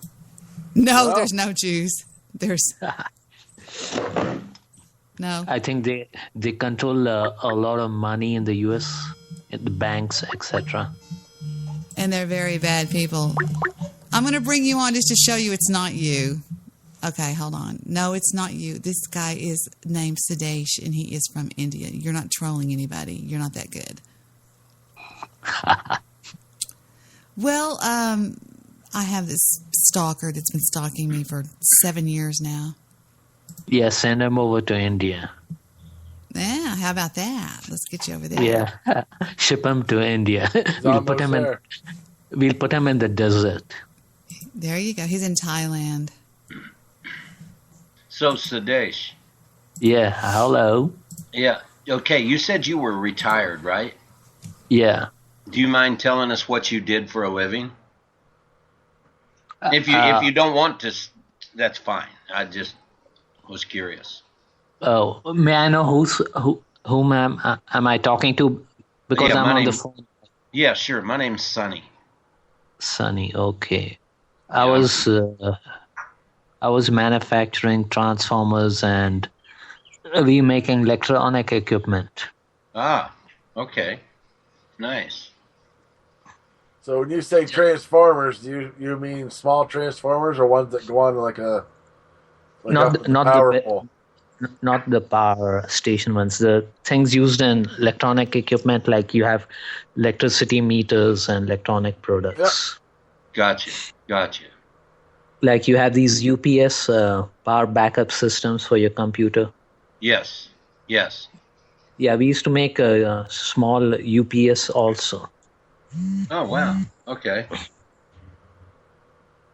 Have you ever worked in tech support? Yeah, I could have, I guess so. Yeah, but they would prod me to have change my accent. That's impossible for me to. They train these people to have a name as Tom, Jack, etc., and those people falsely have an American accent. Yeah, I've noticed that. Which you Americans cannot understand at all. Like if they speak normally like me, I guess you can. Absolutely. Your understand. English is fine for me. Yeah. Absolutely. You need to just speak slow and normal. Y'all want to hear the funniest thing called Life at a Call Center? It's 3 minutes and 40 seconds long. You want to hear it? I know it. I've lived it. It's the greatest thing in the world. Take a listen. That many times. Okay, let's go and see the funny one. Really funny. Here we go. We handle nearly 200. Wait just a second. Let me see if I can share my screen. If I can't, I'll stop the second I try. And I can do it. Okay, you ready? Here we go. All right, here's my screen, and watch this. This is really funny. 100,000 calls a day. The hotlines to some of the biggest corporations in the country. Online. Am I the only one not seeing this? Melanie speaking. How can I help you? Again, my name is I Melanie. never turn the video on. Do you only hire women named Melanie? It's a trick of the trade. Callers like to think they get the same service rep. This here is the Melanie and John section, and you are over here with the Jennifers and Stevens. This is you. What do you mean this is me? Okay, here's the guy sitting, the guy that's fixing to talk is going to play the part of Joe Seeker. Told I had a supervisor position. You got to spend 6 months in the trenches before you can interview for a supervisor. But I have a PhD. Surely. Look, you want the job or not? Yeah. Great. Gus here will help get you started. Kay, Steven? It's Charlie. Sure it is. In the file menu, do you see where it says open? Okie dokie. Can you open the open menu? Okie dokie. Again, my name is Steven. Thank you for calling Centel. You have a great day. I actually liked Gus at first sight. Welcome to hell, dickhead. Well, maybe not first sight. I'm sorry? Hell. People hooked up to machines like slaves. And the smell? It's pure underarm. Okay, so, what do we do here? Centel Online, Steven speaking. How may I help you? Okie dokie, ma'am. Have you checked to see if your PC is on? No, ma'am, I'm not a retard. That's simply the protocol. Sorry? Okie dokie. I'm going to check that with my supervisor real quick, and I'm going to put you on hold. You feel feisty, you whiny little turkey-necked bitch? Why don't you hop up on my dick and bounce and see if that fires up your monitor, sweetheart? Hello, ma'am. Thanks for waiting. Listen, I'm going to transfer you over to our technical service department. Okie dokie? Please hold. In the kingdom of the blind, the one-eyed dwarf is king. You see, Stephen, I'm 65 years old now, and my husband is asking me to do it donkey style. Okay, ma'am, I'm going to transfer you to our technical department. Please hold. Good God. Are you expecting a call? Centel Online, this is Charlie. Steven, how can I help you? Yeah, my IP address is stuck on 169. Okay, sir, have you checked to make sure your computer is on? Didn't you hear what I just said? Yes? Oh, IP address. IP address. Here we go. Your IP address should start with 81. So, does it? I just told you was stuck on 169, Chief. Sir? They let the cleaning lady answer the phone in there? Sir? No, don't serve me, asshole. Just tell me that was my fucking problem. Please hold on a second while I check with our technical department. Yes, sir. Your wife is one of 3.8% of American women who secretly engage in regular online chats with a total stranger, accompanied by vigorous masturbation. My wife just died 3 months ago. But I'd like to discuss that with your supervisor, Stephen.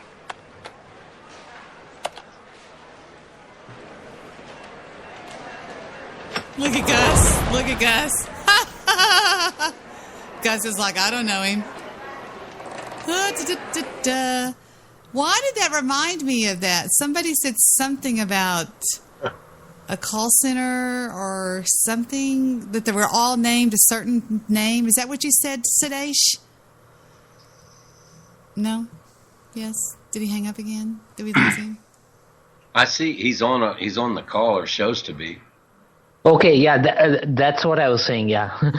They all have a similar name.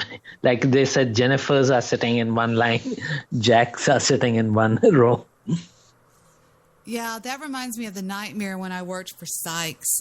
I thought one time I was going to I wanted to commit Harry Carey. Because, oh God! I mean to tell you, I had sat there all day long and said, "Thank you for calling AT&T. My name is Debbie. How may I help you? May I have your account number?" They go, "Yes. Who is this?" This is Debbie. May I have your account number, please? I don't have my account number, and I was just over. I took 200 and something calls every day, and finally, I said, "I can't do it anymore," and I just walked off the job.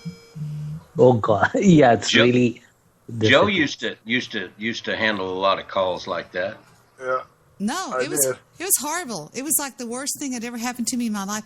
You know, and I had trained and I had done onboarding and I had done all this and all that and all this and all that. And then I was just sitting there. I couldn't even go to the bathroom, Sonny. I could not go to the bathroom.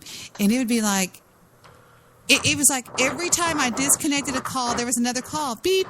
And I'd be going, "Thank you for calling AT&T. This is Debbie." And they would listen to every single call that I did. Every single call. Okay, they recorded. Yeah, I think, they do record the calls. Yeah, they record them and they go through every one of them. And then you get you get called and they tell you. Oh, Joe. How you did or what's he doing. But that sucks. So just do yourself a favor, Debbie, and just block them. They're hiring extra people to watch over the other person on the job. Wow. Just block the Jew, Debbie. Wow, that's not very nice, Jew. I'll just be back. That's horrible. Wow. It's very bad. Wow. That's not very nice. No, he didn't blow his brains Doesn't out. handle rejection real well, does he, that fella? He can be mean. Did you see what he did, Sonny? No, I'm not at the chat. Hang on. Tell him what he did, Joe. I already blocked him, but I'll unblock him so you can see what he did. No, that's all right. Wrote some stuff there about Debbie's brother there. Oh. He said, "Did you know that Debbie's little brother blew his brains out?" He keeps calling me over and over again. Wow. Jew,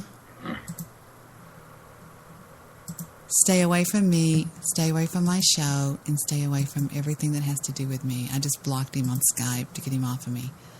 There. Now doesn't handle rejection well. No, he doesn't handle rejection very well at all.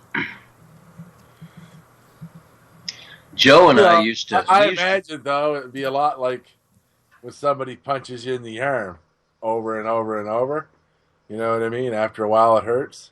So I would imagine after a lifetime of rejection from females, that, now at his age, when it happens, it's just like fucking somebody's been punching him in the same spot for 50 years.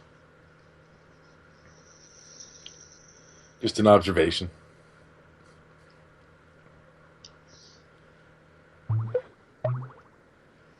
Joe used to, long time ago, we would be like talking on the phone, and Joe, do what? we'd be on Skype like this, and I'd just take a call. I'd say, just a minute, Sonny. Yeah. No, that's exactly right. And he'd put the calls on speakerphone. I'd listen to the whole thing. I thought, oh my God. Thank you for phoning Rogers. Joe speaking. How may I help you? Yep. Yeah, I dropped my iPhone in a toilet, and it's your fault. And it doesn't work, and it's almost new. Yeah. You never told me that it doesn't float. The new iPhone 7 can get wet. Yeah, I heard that. Yeah. Well, I don't know why anybody that doesn't have an expensive phone doesn't have a fucking case on it anyway, but, you know. Mm-hmm. You can pay $50 for, like, a waterproof fucking case that you can drive over with a truck. Okay? Oh, I didn't know that. Yeah, you can buy some good cases for them.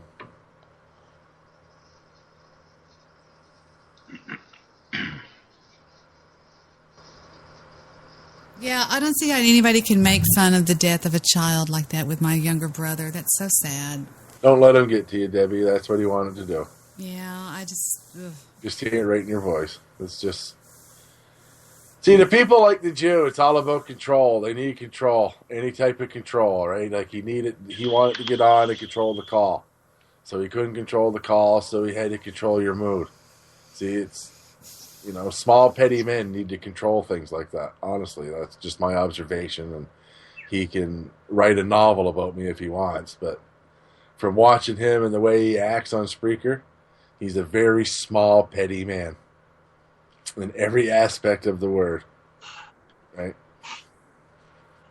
How many channels are live right now on this station?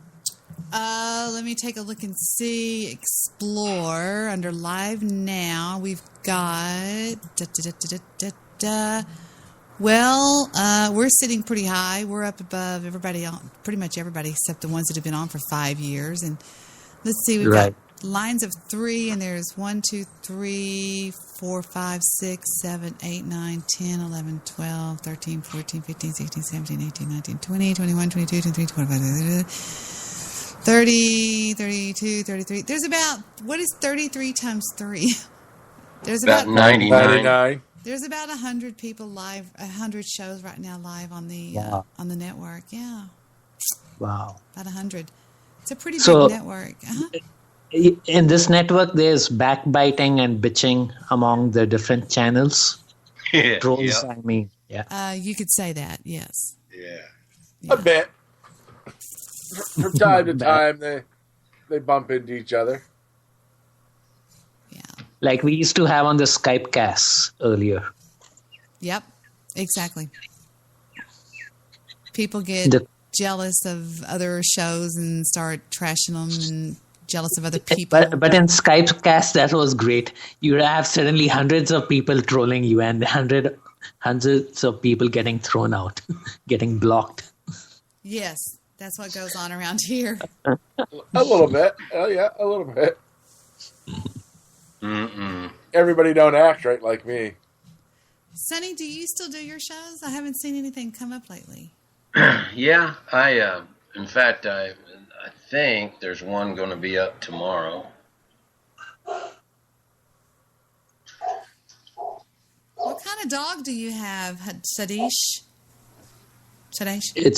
It's a black Labrador Retriever. I have a chocolate lab sitting right here next to me. Wow. They're really the most friendliest dogs. He is the love of my life. He is my baby doll. He is so big. How big? Is yours big? Yeah, he's quite big. It's March, he'll be 2 years old. Oh, really? Oh, wow. Yeah. Well, he did say that you weren't very nice to him on Wolfman's show, Willie. Willie, Willie, are you playing a part on that show? Is that something that you do, calling into Wolfman's show and screaming at him like that? Because you get so mad. It's hysterical. Just wondered. So when do you think Wolfman's going to admit that he's that Curtis guy? Do you think he's Curtis? Yeah, I seen them admit it in the chat the other day. I know he's Curtis. I found a show that I know is Wolfman, and it's called I don't know anymore, Debbie, he says. What got you to calling in there in the first place? Are they friends of yours or something? Or I'm just curious. I don't know. I noticed when they got Dennis on the call, they were like, somebody said, how can you put up with all that abuse over there from all those people over there on that other show? And I'm thinking, Willie, so you play a part on the show. I'll say, I get it. Okay. There is a show called Ford's Focus, and I just think that this guy sounds exactly like Wolfman Mike. Listen. Spreaker, you'll never find a more wretched hive of scum and villainy.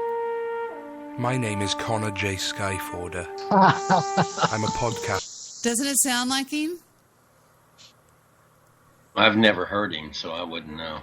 Podcaster from the planet Tatooine. And have I got a story for you? He does all these different voices, and that's his wife he has on all the time that he's calling Marilyn or something, because I've heard her voice before. And he just always has these fake guests or something. I don't really know what it is. I don't know. I could be wrong. I'm just guessing. Anyway, I don't know. I really don't know what's going on. It's just weird to me. What is this Skeptoid number 549? The simple proof of... I hear noise or something. What is that? Something's going like that. Sounds like Sonny taking a hoot. That's what No, it that like. wasn't. That's not from me. I heard it myself. That's a pressure cooker. Really? There you go. What are you cooking? Cooking You're some listening rice. to Skeptoid. I'm Brian Dunning from There it Skeptoid. goes again. I'll mute him, right? For a while. Yeah. Should I show this That's what's up. later? It's 15 minutes long. Should I show this to Victor, maybe?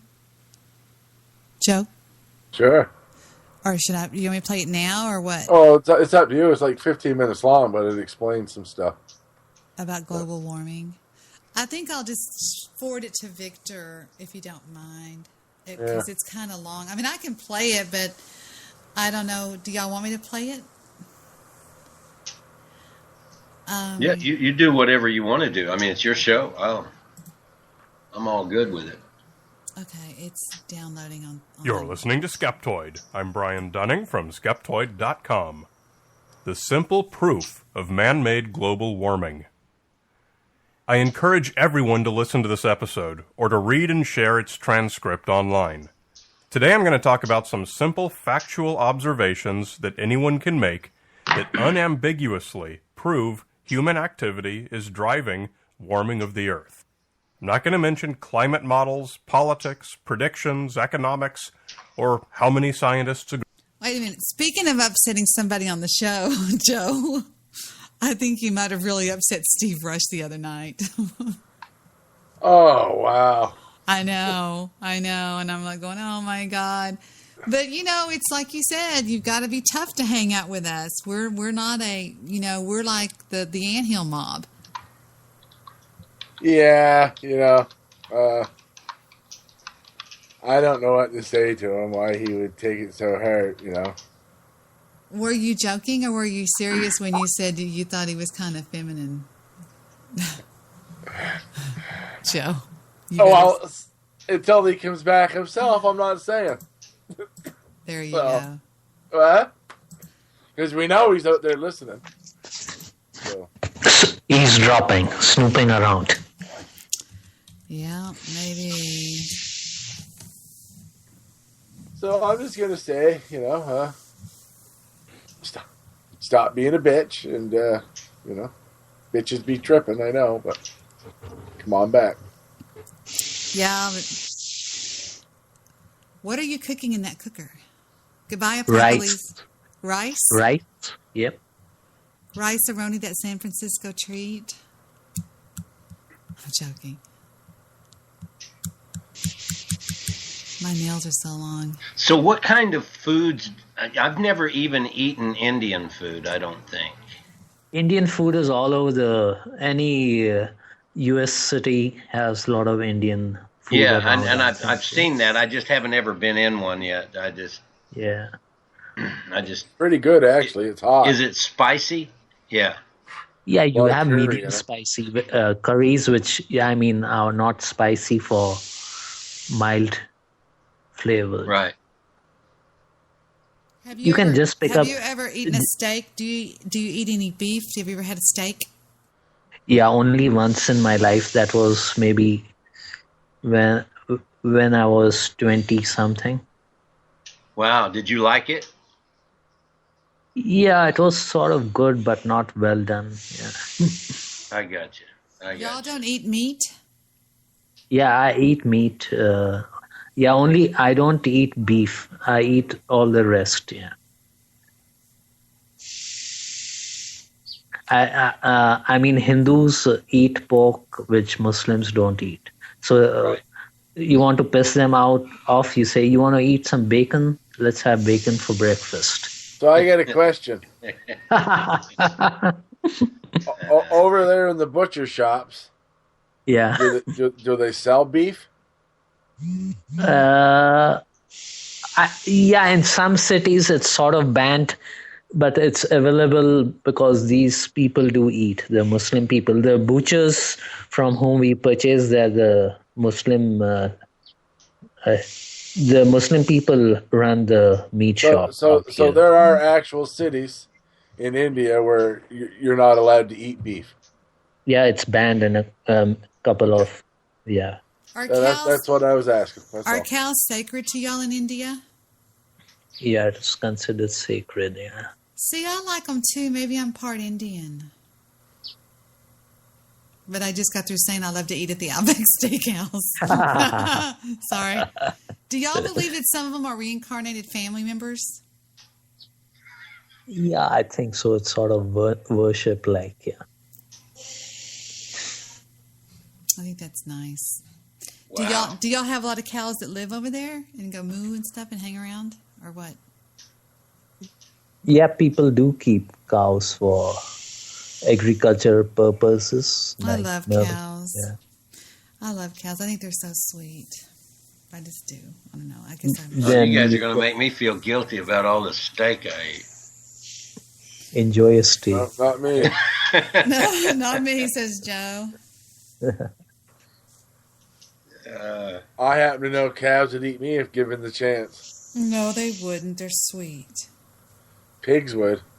No, Pigs but I wouldn't. think, in the long run, it's better to eat, once you're nearing 50, it's better to stop eating red meat.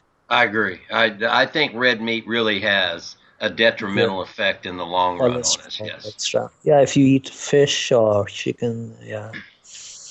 And start eating vegetables, yeah. It's not that it's essential you'll get enough of proteins and minerals from other sources too.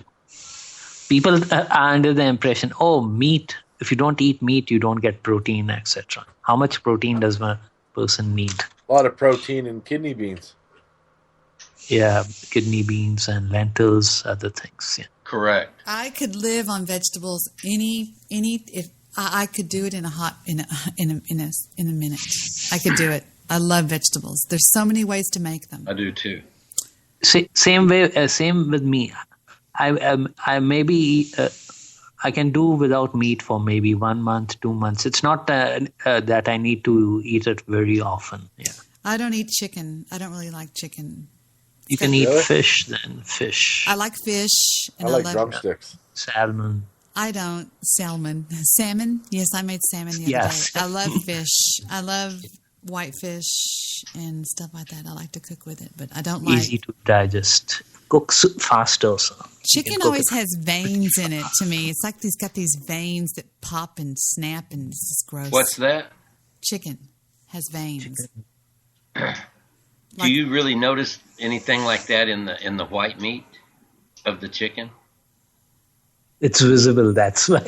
Well, it's just like nobody except for me will serve true white meat, because if you go somewhere and says, yes, we'll take a bucket of white, it's always crappy stuff. I agree. And I don't like the way they slaughter the chickens. I think it's very cruel. But Oh yeah, you have to. Chicken's delicious. Yeah, you need to know is it farm raised or not. You get chickens in US, I think. They say these are farm raised.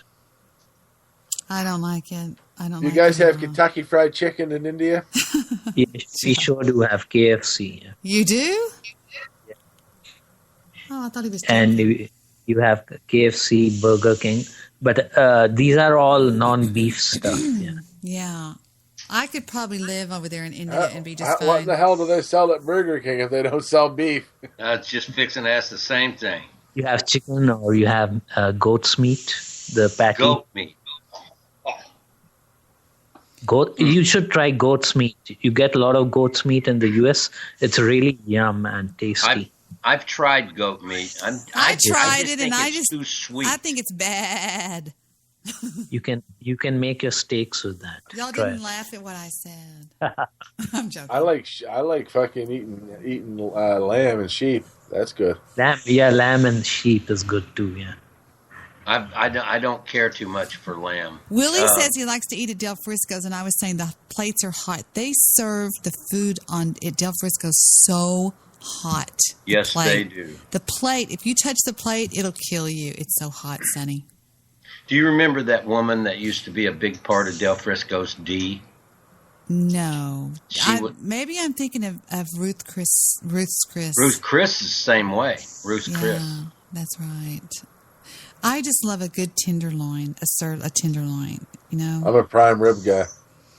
I like prime rib too. But I love a New York strip. Yeah, really? That's good. No, I have to have the word loin in mine. But I haven't been eating a bunch of it. And I got on this kick of these rotisserie chickens. I like those too. Oh my God, are those the best or what? Yuck.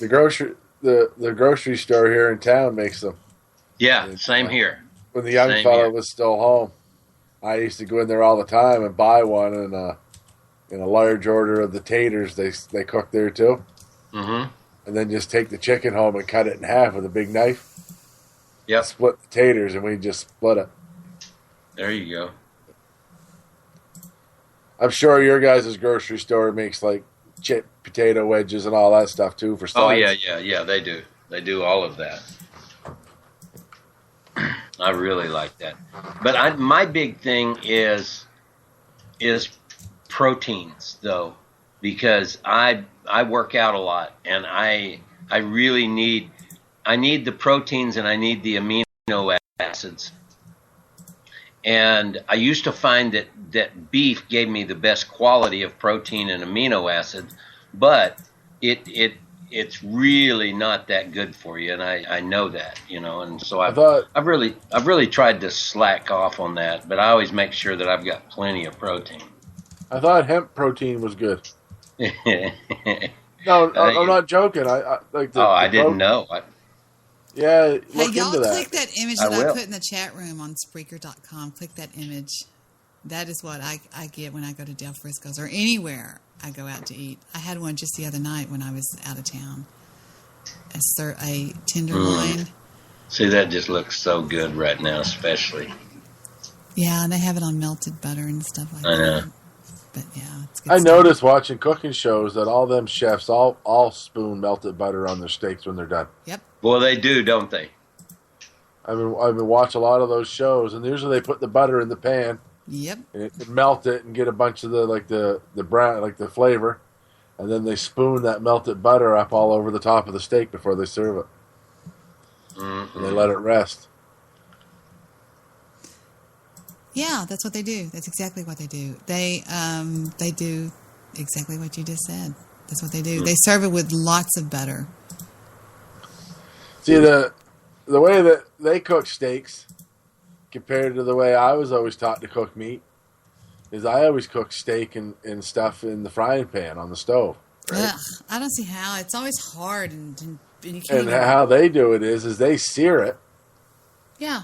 And then you put it on the fire. I'll be right back. I'm going to get some water. Then they put it in the oven. Yeah, yeah. Oven? What? Yeah. Yeah, a lot of the big restaurants do that for sure. They sear your steak up, and then they just put the frying pan and everything in the oven and finish it. Right. Right. And then the golden rule about serving steak is you got to let it rest before you cut it. And that's something I never do here. As soon as it's out of the pan, I got it on the plate and I'm eating it. Brother, I know that feeling. But that's probably the difference between my steak at home and why they taste so good at a good restaurant. Yeah, yeah. Because they're doing all the things I don't. I love to grill steaks. Yeah, I like a barbecue. Oh my God. But I really have stayed away from a lot of beef lately. I have too, but it's more because I can't afford to eat it. It's so fucking expensive. Yeah, and then down here, if you want good quality beef that's not all loaded up with hormones and antibiotics and all the bullshit that they give these things to grow them huge, if you go to Whole Foods or something like that, brother, you're going to pay $25 a pound. I've never been in a Whole Foods, but from what I can tell, they're quite expensive. Yes, they are. That is just crazy. So there's no crap products in those stores? Right, supposedly, but you never know because, see, I found something out the other day that I thought was really strange about, you know how they've got this deal about no trans fats? Yeah. In your food because that's supposed to be so bad for you and everything. And they're so misleading on their labels. If you look at the ingredients, if you see partially hydrogenated anything, that's just a fucked up way of putting trans fats in your food without telling you that's what it is. Yeah. Partially hydrogenated oil, any type of partially hydrogenated or hydrogenated is nothing but fucking trans fats. Yeah. I just think it's horrible. But it's all legal for them to lie to us about our food like that. The big one up here, and I noticed it when I had my heart attack, was, and I think they did it down there where you're at too, but up here, they come up with what they called the Heart Smart Check. Okay. And the Heart Association of Canada would deem a product Heart Smart or not, right? And they come up with this little green check, and all you had to do, and it was to counter the tricky labeling, right? Right. And once all you had to do was look for that label. So what the manufacturers all started doing, they started coming up with these other labels that look just like that one. Yeah, of course they did. See, that just pisses me off. Like it was just fucking like wow. Like it went from where you could just go and look quick to fucking like they were purposely trying to mislead you. Mm-mm. Oh, and they were purposely trying to mislead you so you'd buy it. Yeah. They come up with a good way, like a good system, I thought, and just I don't know. Yeah. I just know this: in the United States, money will always override everything. Yeah. Yes. My father said this one time. He said he grew up in a house that was a pretty nice house. Like my grandfather always made pretty decent money and always had a nice house comparable to the neighborhood.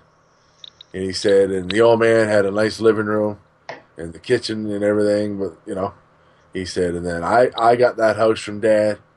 He said, and I put a rec room on because that was the thing in the 70s and the 80s was rec rooms. You remember? Yes, I do. Yeah. And then it was you had to redo your basement. You know what I mean? And then now it's not only your basement, you got to have an outdoor living room. You know what I mean? Like they're always one upping you. It's always like you got to move to the next level. You know what I mean? Like we live in houses now that are fucking furnished from the basement to the upstairs, with another room outside. Right. You know what I mean? And Yeah. Mm-mm. how can that, I don't know. People spending money they don't really have, furnishing rooms they don't really need. Yeah. It is kind of, the whole food industry, though, is kind of messed up here. It's messed up everywhere. Yeah, it's crazy. See, and what happens to all food, like all industry is that once it becomes something a corporation can sink its teeth into. Right. Right? When our food was made by farmers, sure there'd be some farmers that weren't, have good scruples or whatever, but for the most part, farmers were pretty decent guys and they run their family farm, right? Then once the corporations decided, well, we'll get into corporate farming, then that went out the window and they became responsible to shareholders. Absolutely, yeah, agreed. And, and it becomes a job. And rather than taking care of your 10 cows on your farm, you're now taking care of thousands of cows every day. Right? Oh, absolutely. So how can you, when they fall down, you got to push them out of the way of the tractor because you've got 1,000 cows to take care of. Mm-mm. I read something one time here not long ago about these farmers, and everybody likes to kind of pay homage to the farmers and lots of stuff. But it turns out that the corporations are so heavy into the farming business that only like 27% of all the farmland that is farmed totally is done so by the the mom and pop farmers. But it turns out that 50% of all the farmland is still owned by the mom and pop shop. They just sold out to the big corporations, draw the big check, and they don't have to do anything. The big corporations are now farming on their land. Lease their land. Yeah, exactly. They still own the family land, but the corporate farm leases the land from them. Absolutely. So it's just, I just think it's it's not going to be long before the mom and pop is shops, farms, whatever. We're just not going to have any of that stuff. I just don't see it. We try to say that the backbone of America is small business, but that is, I don't care what anybody says, that is slowly going away. Yeah, but there's advertising has embedded so many messages in people. Like, we're like it's embedded in us. We always got to take the best deal. If you don't take the best deal, you're a sucker. And if you're not making a profit, you're a sucker. And all these things through years of advertising have people like there's no consistency in the way they go about anything. You know what I mean? Yeah, like I do. The average Canadian or the American goes to Walmart because they get the best deal there. You know what I mean? And yet they can't figure out why the factories in their town are closing. Brother, I remember when at Walmart's they used to have a big sign on the wall in Walmart. It said "Made in America," and they tried to focus 75% of their products way back a long time ago were made in America. Now I bet you can't find one shelf of products Just made in fucking America. crap, man. Oh yeah. Only time I go into Walmart to buy anything, Sonny, is Yeah. if I'm going to buy something that it doesn't matter, like say like an electronic. Yeah. Or you know what I mean? But No, I do know. Yeah. I hate it. I hate Oh. they even sell groceries now. Oh yeah, you ought to see them here. Like They're they crazy. Just remodeled ours up here 2 years ago to sell groceries, and I don't like any of I don't like none of it. Like I don't find the meat good. I don't like the I don't buy a lot of cold cuts and stuff, but I find those tasteless. And I just find it all not a good quality. Mm-hmm. And they sell these boxes of steaks there that everybody here went right crazy for them. You got like fucking 10 steaks for $20. And Yeah. they were pre-packaged and Frozen? marinated. Yeah, frozen. Yeah. And They got guys that run all up and down the roads in the Dallas area, and they'll go in a neighborhood and pull up and say, "Hey man, you interested in a good deal? My boss told me I got to get rid of the this, that, and not to come back with any of this stuff." Oh my God, get the fuck out of here! Oh my God. what, they go buy that stuff and then sell it to people? Yeah. I guarantee you'll see a guy pull up in a truck. He'll have a pickup truck with a big freezer-looking thing that's loaded down with dry ice, and he's got all these packages, and they're going to sell these people. And I saw my neighbor the other day talking to this guy, and sure enough, he bid on it. This guy was reeling him in like a big old catfish, and he got all this steak, and I didn't say anything because there's no sense in me. He's going to find out soon enough that that's just going to be some tough meat. Wait a minute. I did that for years. Do what? I did that for years. Really? I had a steak guy. No kidding. No kidding. Willie says the most important thing about steak is to bring it to room temperature before cooking. Right. I think that's correct. correct. Yeah. Frozen has to be defrosted properly. Not me. I throw it on there frozen as a rock. I do. Next time, try it out. Yeah. I never have anything thought out. Well, I will say that I've been guilty probably 50% of the time of throwing a frozen steak on the grill. I've cooked them that way, but usually I go buy it and cook it. Right. You know, but I don't too often let them warm up though. I usually just take them from the fridge, and I think Willie knows a lot about cooking meat because he's always talking about he's barbecuing it on the other show. Oh, okay. So he must be having a prod to check the temperature too. Maybe. He says all he cares about is a good hot tub and some shag carpet. Really? Shag carpet. Oh my God. I have some shag carpet in front of my bed. It's like a throw rug or something? It's one of those real white, furry kind. Yeah. Yeah, I think that's pretty. I like it. Believe it or not, this isn't my bedroom right here that I sleep in. This is actually a guest room that I'm in.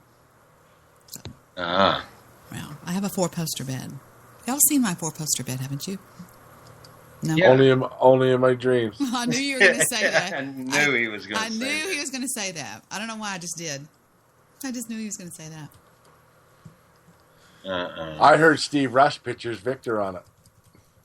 Uh-oh. Oh, God. No, you're going to keep on. You're going to run him off for good. Oh, I didn't run him off when I made fun of him about his Iraq fucking war record.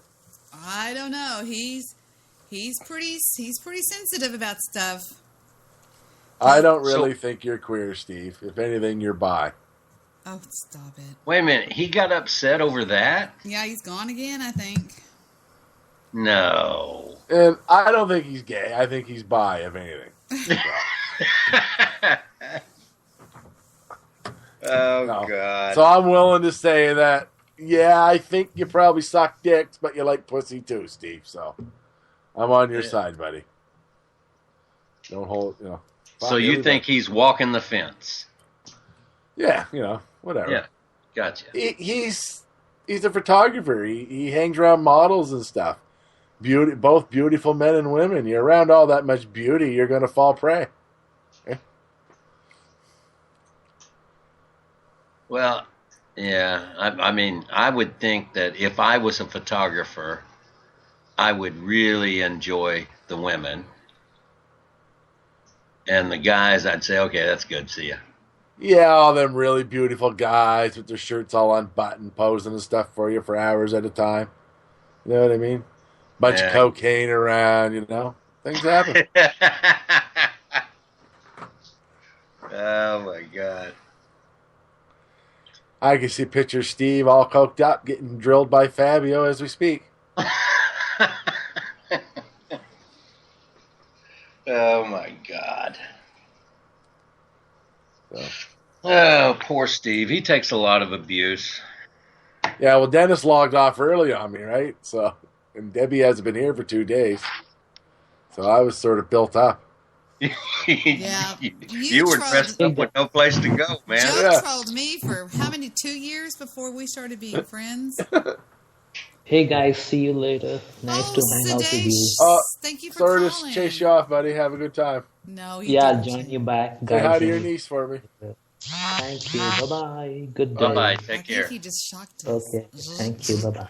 The princess is walking. Oh, no. Oh, my God. Yeah. Lock up everything. Good luck now, RD. Yeah, you're screwed. She'd be pulling carrots out of the yard before you know it. He says you are the bulliest of the bullies. Who does? Our daddy said you're a mean, mean bully. Oh, he always says that. Oh, okay. No, he's just joking. He said one time that he likes how I can piss anybody off in 3 sentences. Wait a minute. What did he But by the way, he also said to you, Debbie, you can't love a cow if you don't know its name. Maybe That's true. I do know his name. Okay. Hold on. This is from Sleep the God. I'm an Alabama nigger and I want to be free. Oh boy, never mind. Sorry. So that's not from Jimmy? No, it's from Sleep the God. Mm-mm. Sorry. Sleep. He just posted that in my chat room on Skype. Victor I sometimes worry Victor just started laughing so hard he choked. I sometimes worry that the time I spend on your show associating with these racists is going to hurt my fucking presidential bid later. You think? It could. Yeah. If I ever decide to take another run at office, I'm scared the audio may surface. And I'm looking at your polyface farm of many faces. I mean, that looks really good, but it's all fine and dandy until they start slaughtering the animals, and then it's like, yeah, look how happy they are now, and then they start tearing their heads off and gutting them and all that stuff. I just, ugh. Grinding them up, rendering them down into dog food and stuff. Ugh, it's horrible. Yeah, it's bad. When I was 7 years old, my dad took me. Victor is still choking from laughing in there when I hit that play button on the Sleep's thing. Well, what did it say? Victor can't breathe. He's choking to death. That was horrible. It was horrible. Anyway, go ahead. You should put that on an MP3 stick and drive around Dallas tomorrow, blasting that through the black neighborhoods. Oh yeah, there you go. No. Have you ever been inside of a slaughterhouse, Debbie? Yeah, I go all the time, Sonny. I love it. No, I didn't know if you. A lot of people. Not. Are you kidding me? No. Oh my God, that's horrible. My dad, when I was 7 years old, I went with him to deliver a cow to the slaughterhouse. Why? And well, he did. He just was going to drop it off, and then the next thing you know, he's talking to this man about business. So I just wandered on in, and oh my God, I was in bad shape for a week after I saw what I saw. You got to see it being slaughtered? What? No, I didn't see that cow getting slaughtered, but I went in. The manager in the office came out to talk to my dad and whatever and all this sort of stuff, and I was in the office, so I just went on through the door, and oh my God, I saw some horrendous shit. Yeah, it's pretty bad. It was horrible. I don't see how anybody could do that. You know, they say that the guys that, the way they used to kill them, cows, those guys, a lot of those guys just went absolute nuts. I don't want to think about it. Mm-mm. That's too horrible to think about. It's horrible. I don't even see how you could eat food after that. I don't see how you can eat meat. I just really don't, but I know people do. What was that? I could eat my body weight in lamb chops. You what? I could eat my body weight in lamb chops.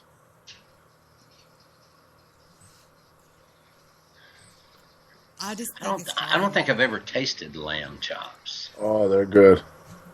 I can tell we're from Texas because I never have either. Yeah. What does it? I mean, if it's compared to beef or pork, how would you compare that, or is there a comparison? I wouldn't even say it compares to either. It's just, it's good. It's fucking. I've never had a chop of anything that's not good though, like a pork chop, lamb chop, deer chop. Mm-hmm. Anything that cut chops off is always good, right? Yeah. Well, you know, prime rib is basically a chop, isn't it? Isn't it prime rib a chop? I guess. I never really thought of it. I thought a prime rib was basically a roast that they cut it off. Well, yeah, and so do pork chops. You can get pork chops in a big roast too, right? Oh, you're right. I didn't think about that. Yeah, but they just don't sell it like that. Right. Because out of a pig, it's not as big. But well, I've never eaten lamb or sheep, but I got to that guy that was on earlier. What was his name? Sudesh. Yeah. Eating goat. He said something about goat. I've tasted goat, and I think it's horrible, though. It tastes sweet to me, and they're just not supposed to taste sweet. I don't know. It was horrible. You know, it's a lot of what you grow up eating too, right? You said horrible too. Like that girl is so mean. She is horrible. Get it? WHORE. I say horrible. Isn't that weird? Yeah. I guess we're both kind of weird in that respect. Yeah. Faux show. Hold on, I want to play something that RD's requested, okay? Sure. He says, bear with me on... Nou dan, afgelopen vrijdag was het zover. De 45ste president van de Verenigde Staten werd beëdigd in Washington D.C. Donald J. Trump. Hij had een duidelijke boodschap voor de rest van de wereld. Ik neuk jullie allemaal de moeder. Nou ja, hij zei het in iets andere woorden. From this day forward, it's going to be only America first. America first. Ja, en omdat wij ook wel inzien dat we hem beter te vriend kunnen houden... stellen wij ons landje even aan hem voor... op een manier die hem wellicht het meest zal aanspreken. This is a message from the government of the Netherlands. Dear Mr. President, welcome to this introduction video about the Netherlands. It's gonna be a great video. It's gonna be absolutely fantastic. Our founding father was William of Orange, who fought against the Spanish, total scumbags. They fought against us for 80 years, but they couldn't beat us. Couldn't do it. Total losers. They're all dead now, by the way. We speak Dutch. It's the best language in Europe. We've got all the best words. All the other languages failed. Danish, total disaster. German is not even a real language. It's fake. It's a fake language. We've got Pony Park Slagharen, which has got to be the best pony park in the world. It's true. They're the best ponies. They are. You can ride them. You can date them. You can grab them by the pony. Fantastic. This is the Afsluitdijk. It's a great, great wall that we built to protect us from all the water from Mexico. In fact, we built an entire ocean, an entire ocean between us and Mexico. Nobody builds oceans better than we do. This ocean, it is so big, you can even see it from the moon. And we made the Mexicans pay for it. It's true. You've got the Trump Towers. We've got Lee Towers. Amazing. We've got Maduro Dam, which is the greatest miniature town in the world. It's great. Well, it's tiny, but it's great. And the squares, they're so small, you don't even need many people to fill them. It's great. This is Gerry Eickhoff. In December, we've got this scandalous tradition of Black Pete. It's the most offensive, the most racist thing you've ever seen. You'll love it. It's great. We also have a disabled politician for you to make fun of. Her name is Jette Kleinsma. She's from the Ministry of Silly Walks. You can do a great impersonation of her. Can't wait to see it.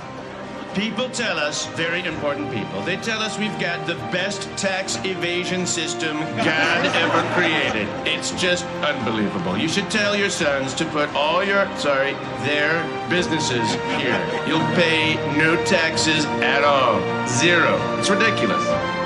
And last but not least, we've got a great dependency on the United States. It's huge. If you screw NATO, you're gonna make our problems great again.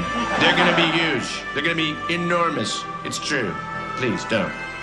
We totally understand. It's going to be America first. But can we just say the Netherlands second? Is that okay? Thank you for watching and best wishes. We've got the best wishes in the Netherlands. They're great. It's true.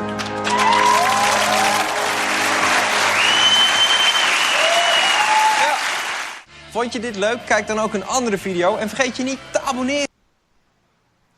What he said. That's cute. That was funny as hell. Yeah, and usually the Dutch don't do anything funny. Oh my gosh, I didn't realize Donald Trump fired Sally Yates tonight. Yeah, today. I heard about that. Or last night, yeah. Because she told the prosecutors not to prosecute any of them immigration cases.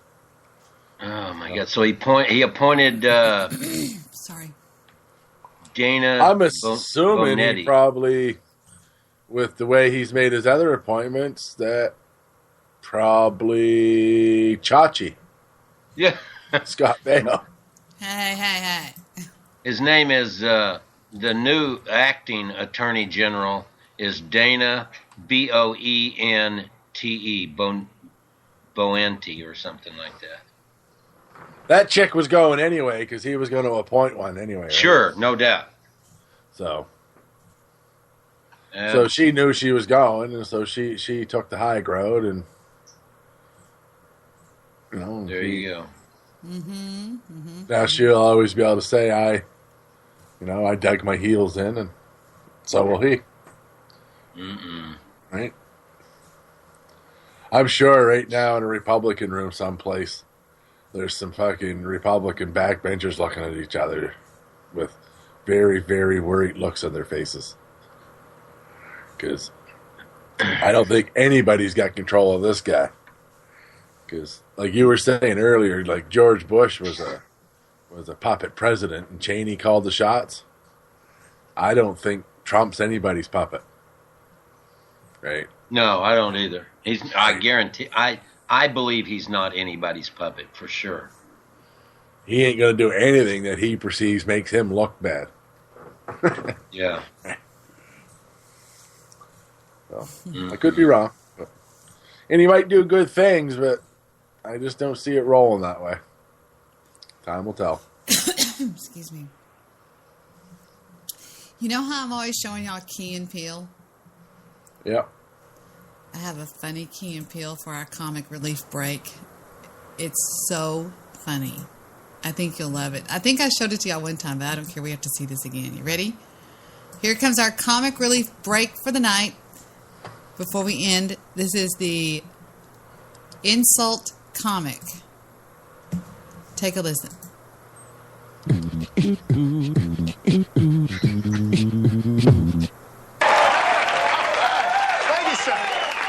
All right. How's everybody doing? All right. And you guys can all hear me okay? Yeah. All right. I know this guy can right here. Boy, this guy's ears are so big, he's laughing at jokes from the Yuck Yuck Club all the way on the other side of town. All right. Yeah. And you, sir, you're doing okay? Right. And you're getting enough to eat. Is that even possible? Thank you, sir. Folks, I'm sorry. I'm going to get everybody tonight. Nobody is safe. I'm getting everybody, except for you, sir. I'm going to leave you alone. Just like your date did tonight. Hello! All right. Okay, who is next? Who is next?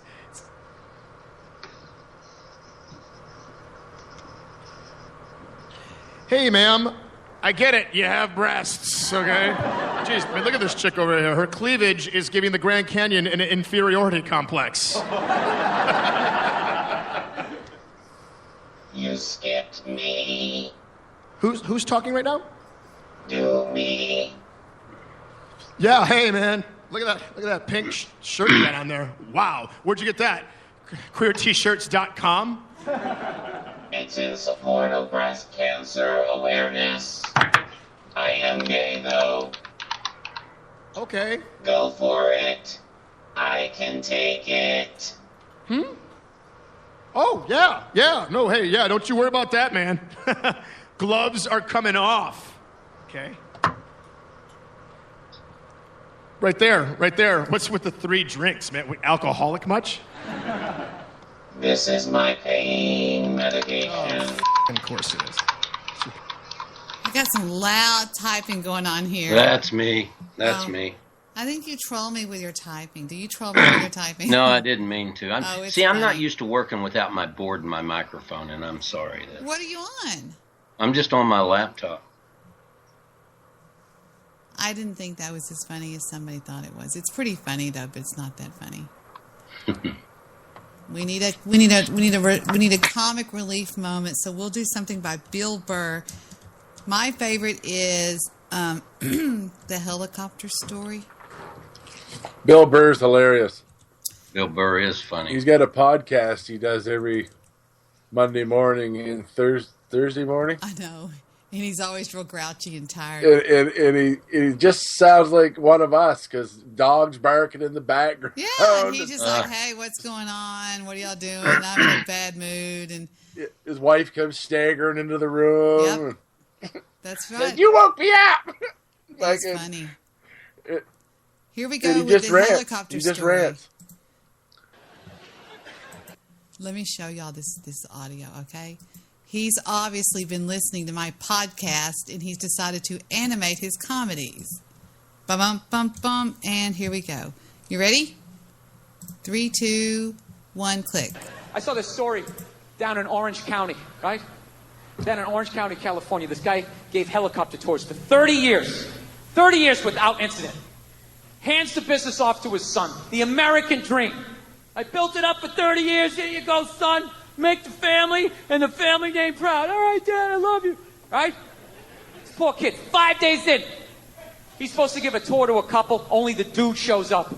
The kid thought it was weird, but he's like, I need the money. I got to give him a tour. Right? So he takes this guy up. 10 minutes into the tour, the dude fucking jumped out. Yeah. 5 days in. 5 days in from the balloons and the cake. We love you, son. Keep the family tree going. Tradition alive. 5 fucking days later, this kid, he probably barely had the speech down. Just sitting there flying the helicopter. All right, if you look out the left side of the aircraft, that's Orange County. There's over 27 miles of beaches. Put your seatbelt back on. 27 miles of beaches. Was established as a county in 1903. Sir, please don't open the door. Sir, what are you doing? No, don't! What the fuck? What the fuck? Oh my God! Oh my God! Oh my God! What the fuck? What the fuck? Fuck! Air traffic control. I don't know who's on this frequency, but you really need somebody to jump out of the fucking helicopter. 5 days in. So I read further into the story. Turns out the guy who jumped out, he was 61 years old, terminally ill. He was in pain every day. They couldn't figure out what was wrong with him, and he had had enough. At that point, that guy immediately became a hero in my world, right? You know what I love about him? Not only did he make the decision, he didn't go out like some pussy, right? Handful of pills, watching a romantic comedy, wrapped in an Afghan that Nana made. Fuck that. Guy went out like a man. Take me up in a chopper. I'm looking at the land I love, and then I'm jumping out like a superhero. I loved it. Yeah. This guy should have been wearing a fucking cape. I can't imagine how elated he must have been on that helicopter ride up after finally, just taking back control of his life. Like, fuck you, disease. I decide. You know, ripping tubes out, gets a burger, shotguns a beer. Take me up in the chop. He probably had his fucking foot on the dashboard. You know, he's not even listening to this guy giving the tour, right? Over 27 miles of beach. Just put your seatbelt back on. Established as a county in 1903. Sir, please don't try to open the door. No! Don't!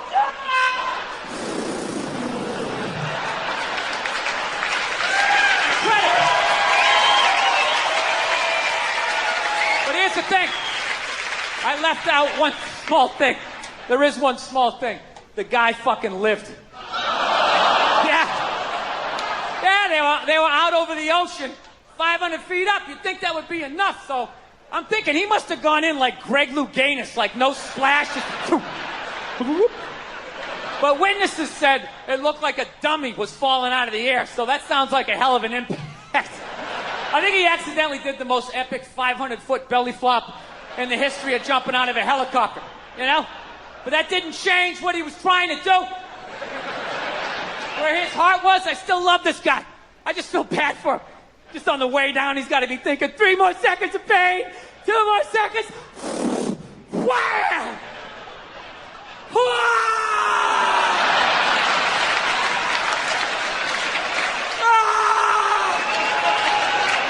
Oh my God, this is worse! This is way worse! It has a happy ending, though. He later died at the hospital. That's right. So here's to him. God bless him. I hope I have the balls someday. And I looked up that story, and it is a true story. The story that he told is absolutely true.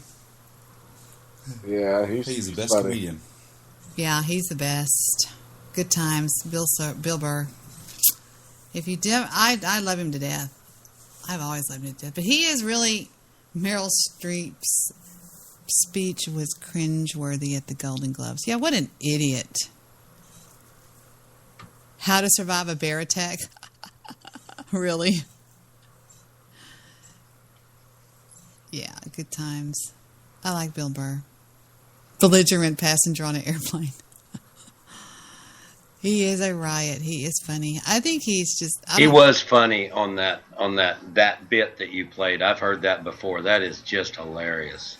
Yeah, it's funny the way he does it. He throws his voice and stuff. He's good. He is so good. But he Louis does... C.K.'s funny too. Oh my God! Yes, he's one of the funniest ones when he tells the story of the little boy, the little girl, boys and girls. Is that what they do? Is it? I forgot. It's boys and girls, or the difference between boys. Yeah, boys versus girls. Let's listen to this, and then we'll get out of here. This is that show he had on HBO I'll tell you for a while there. Life with Louie was, I think, what was that called? Remember he had it was like a sitcom, but it was recorded he's had live? several sitcoms. This guy is like, I'm going to tell you what, his sitcom can flop, and he's got another one. Look at his split. Louis C.K. is just, I think he's great. Did y'all see him on SNL's Black Jeopardy? I have seen that, yes. Have you seen that, Joe? Have you seen him on Black Jeopardy? Yeah, I have. Oh, he's so freaking funny. We'll listen to him on Black Jeopardy, right? I just think it's so funny. He goes, you sure you want to do this? Here we go with Black Jeopardy. This is Black Jeopardy. What up? What up? What up? Welcome to Black Jeopardy. I'm your host, Alex Treblack. Now I'm just playing. I'm Darnell Hayes. It's Jeopardy's 50th anniversary, and we finally got our own. So our contestants are Amir. How you doing? Keely. What's up? And, Mark. Well, surprised to... Something about him reminds me of Alan Wayne. I don't know what it is. He looks like him and he acts like him, but we've played this recently on the show, so we'll go back and play Boys versus Girls. Now, what I'm going to play always reminds me of like R.D. or Alan Wayne or somebody with small children. It's pretty funny. Take a listen.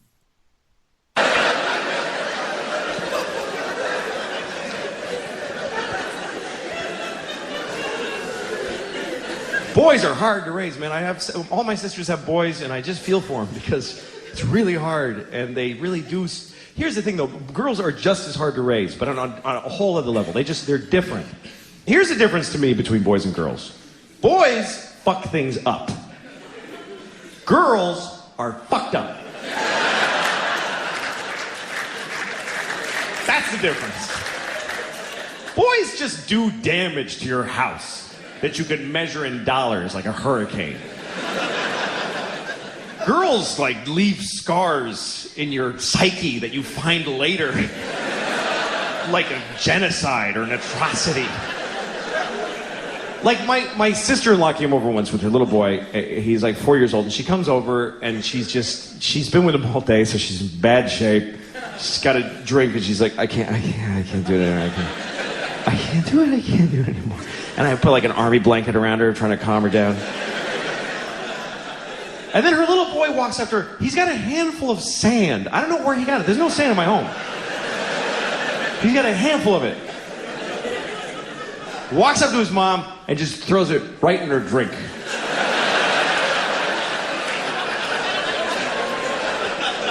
It's all she had. And he just ruined it. Really confident, too, not like this. He was like, yeah, that's where that shit goes, right there.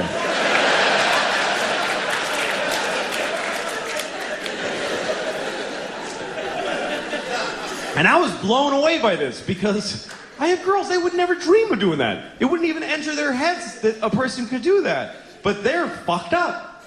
Like my 5-year-old, the other day, one of her toys broke. And she demanded that I break her sister's toy to make it fair. And I did. That's how much shit she gave me. I broke the little toy, and I felt awful. I was like crying. And I look at her, she's got this creepy smile on her face. You know, one time we were in Cancun, Mexico. I kid you not, Victor's standing right behind me. If I'm lying, I'm dying. And Heather and Stephen had worked on these sandcastles all day. Right? And I had helped Stephen, and Stephen was a little thing. He was probably 3 or 4 at the time. And Heather comes over and she goes, Mommy, a big wave came and crashed Stephen's sandcastle. And she was like 5 or 6 at the time. And it was so creepy because I actually went over and smashed hers when she wasn't looking. I go, Heather, a big wave came and smashed yours too. Didn't I do that, Victor? Mm-hmm. It was horrible. Are y'all still there? Did y'all hang up? Oh, I'm sorry. I had myself muted. Oh, it's okay. I just think this guy's hysterical. I love him to death. He is funny. Girls versus boys. Funny stuff. It is. I've got to hit the sack Me early too. tonight because I've got to get up early. It's Monday night. I thank y'all for calling in. Joe, you're the best. Sonny, you're the best. Dennis Dyche, everybody that was on the call. Sleep the God. I'll say chat room shout outs. Good night, JoJo. Steve, come back. We miss you. No shit. Get over it. Shut up. All right. Hey, I'm going to get out of here because I really do need I'm going to hang up on both of you. Bye. You bet. See.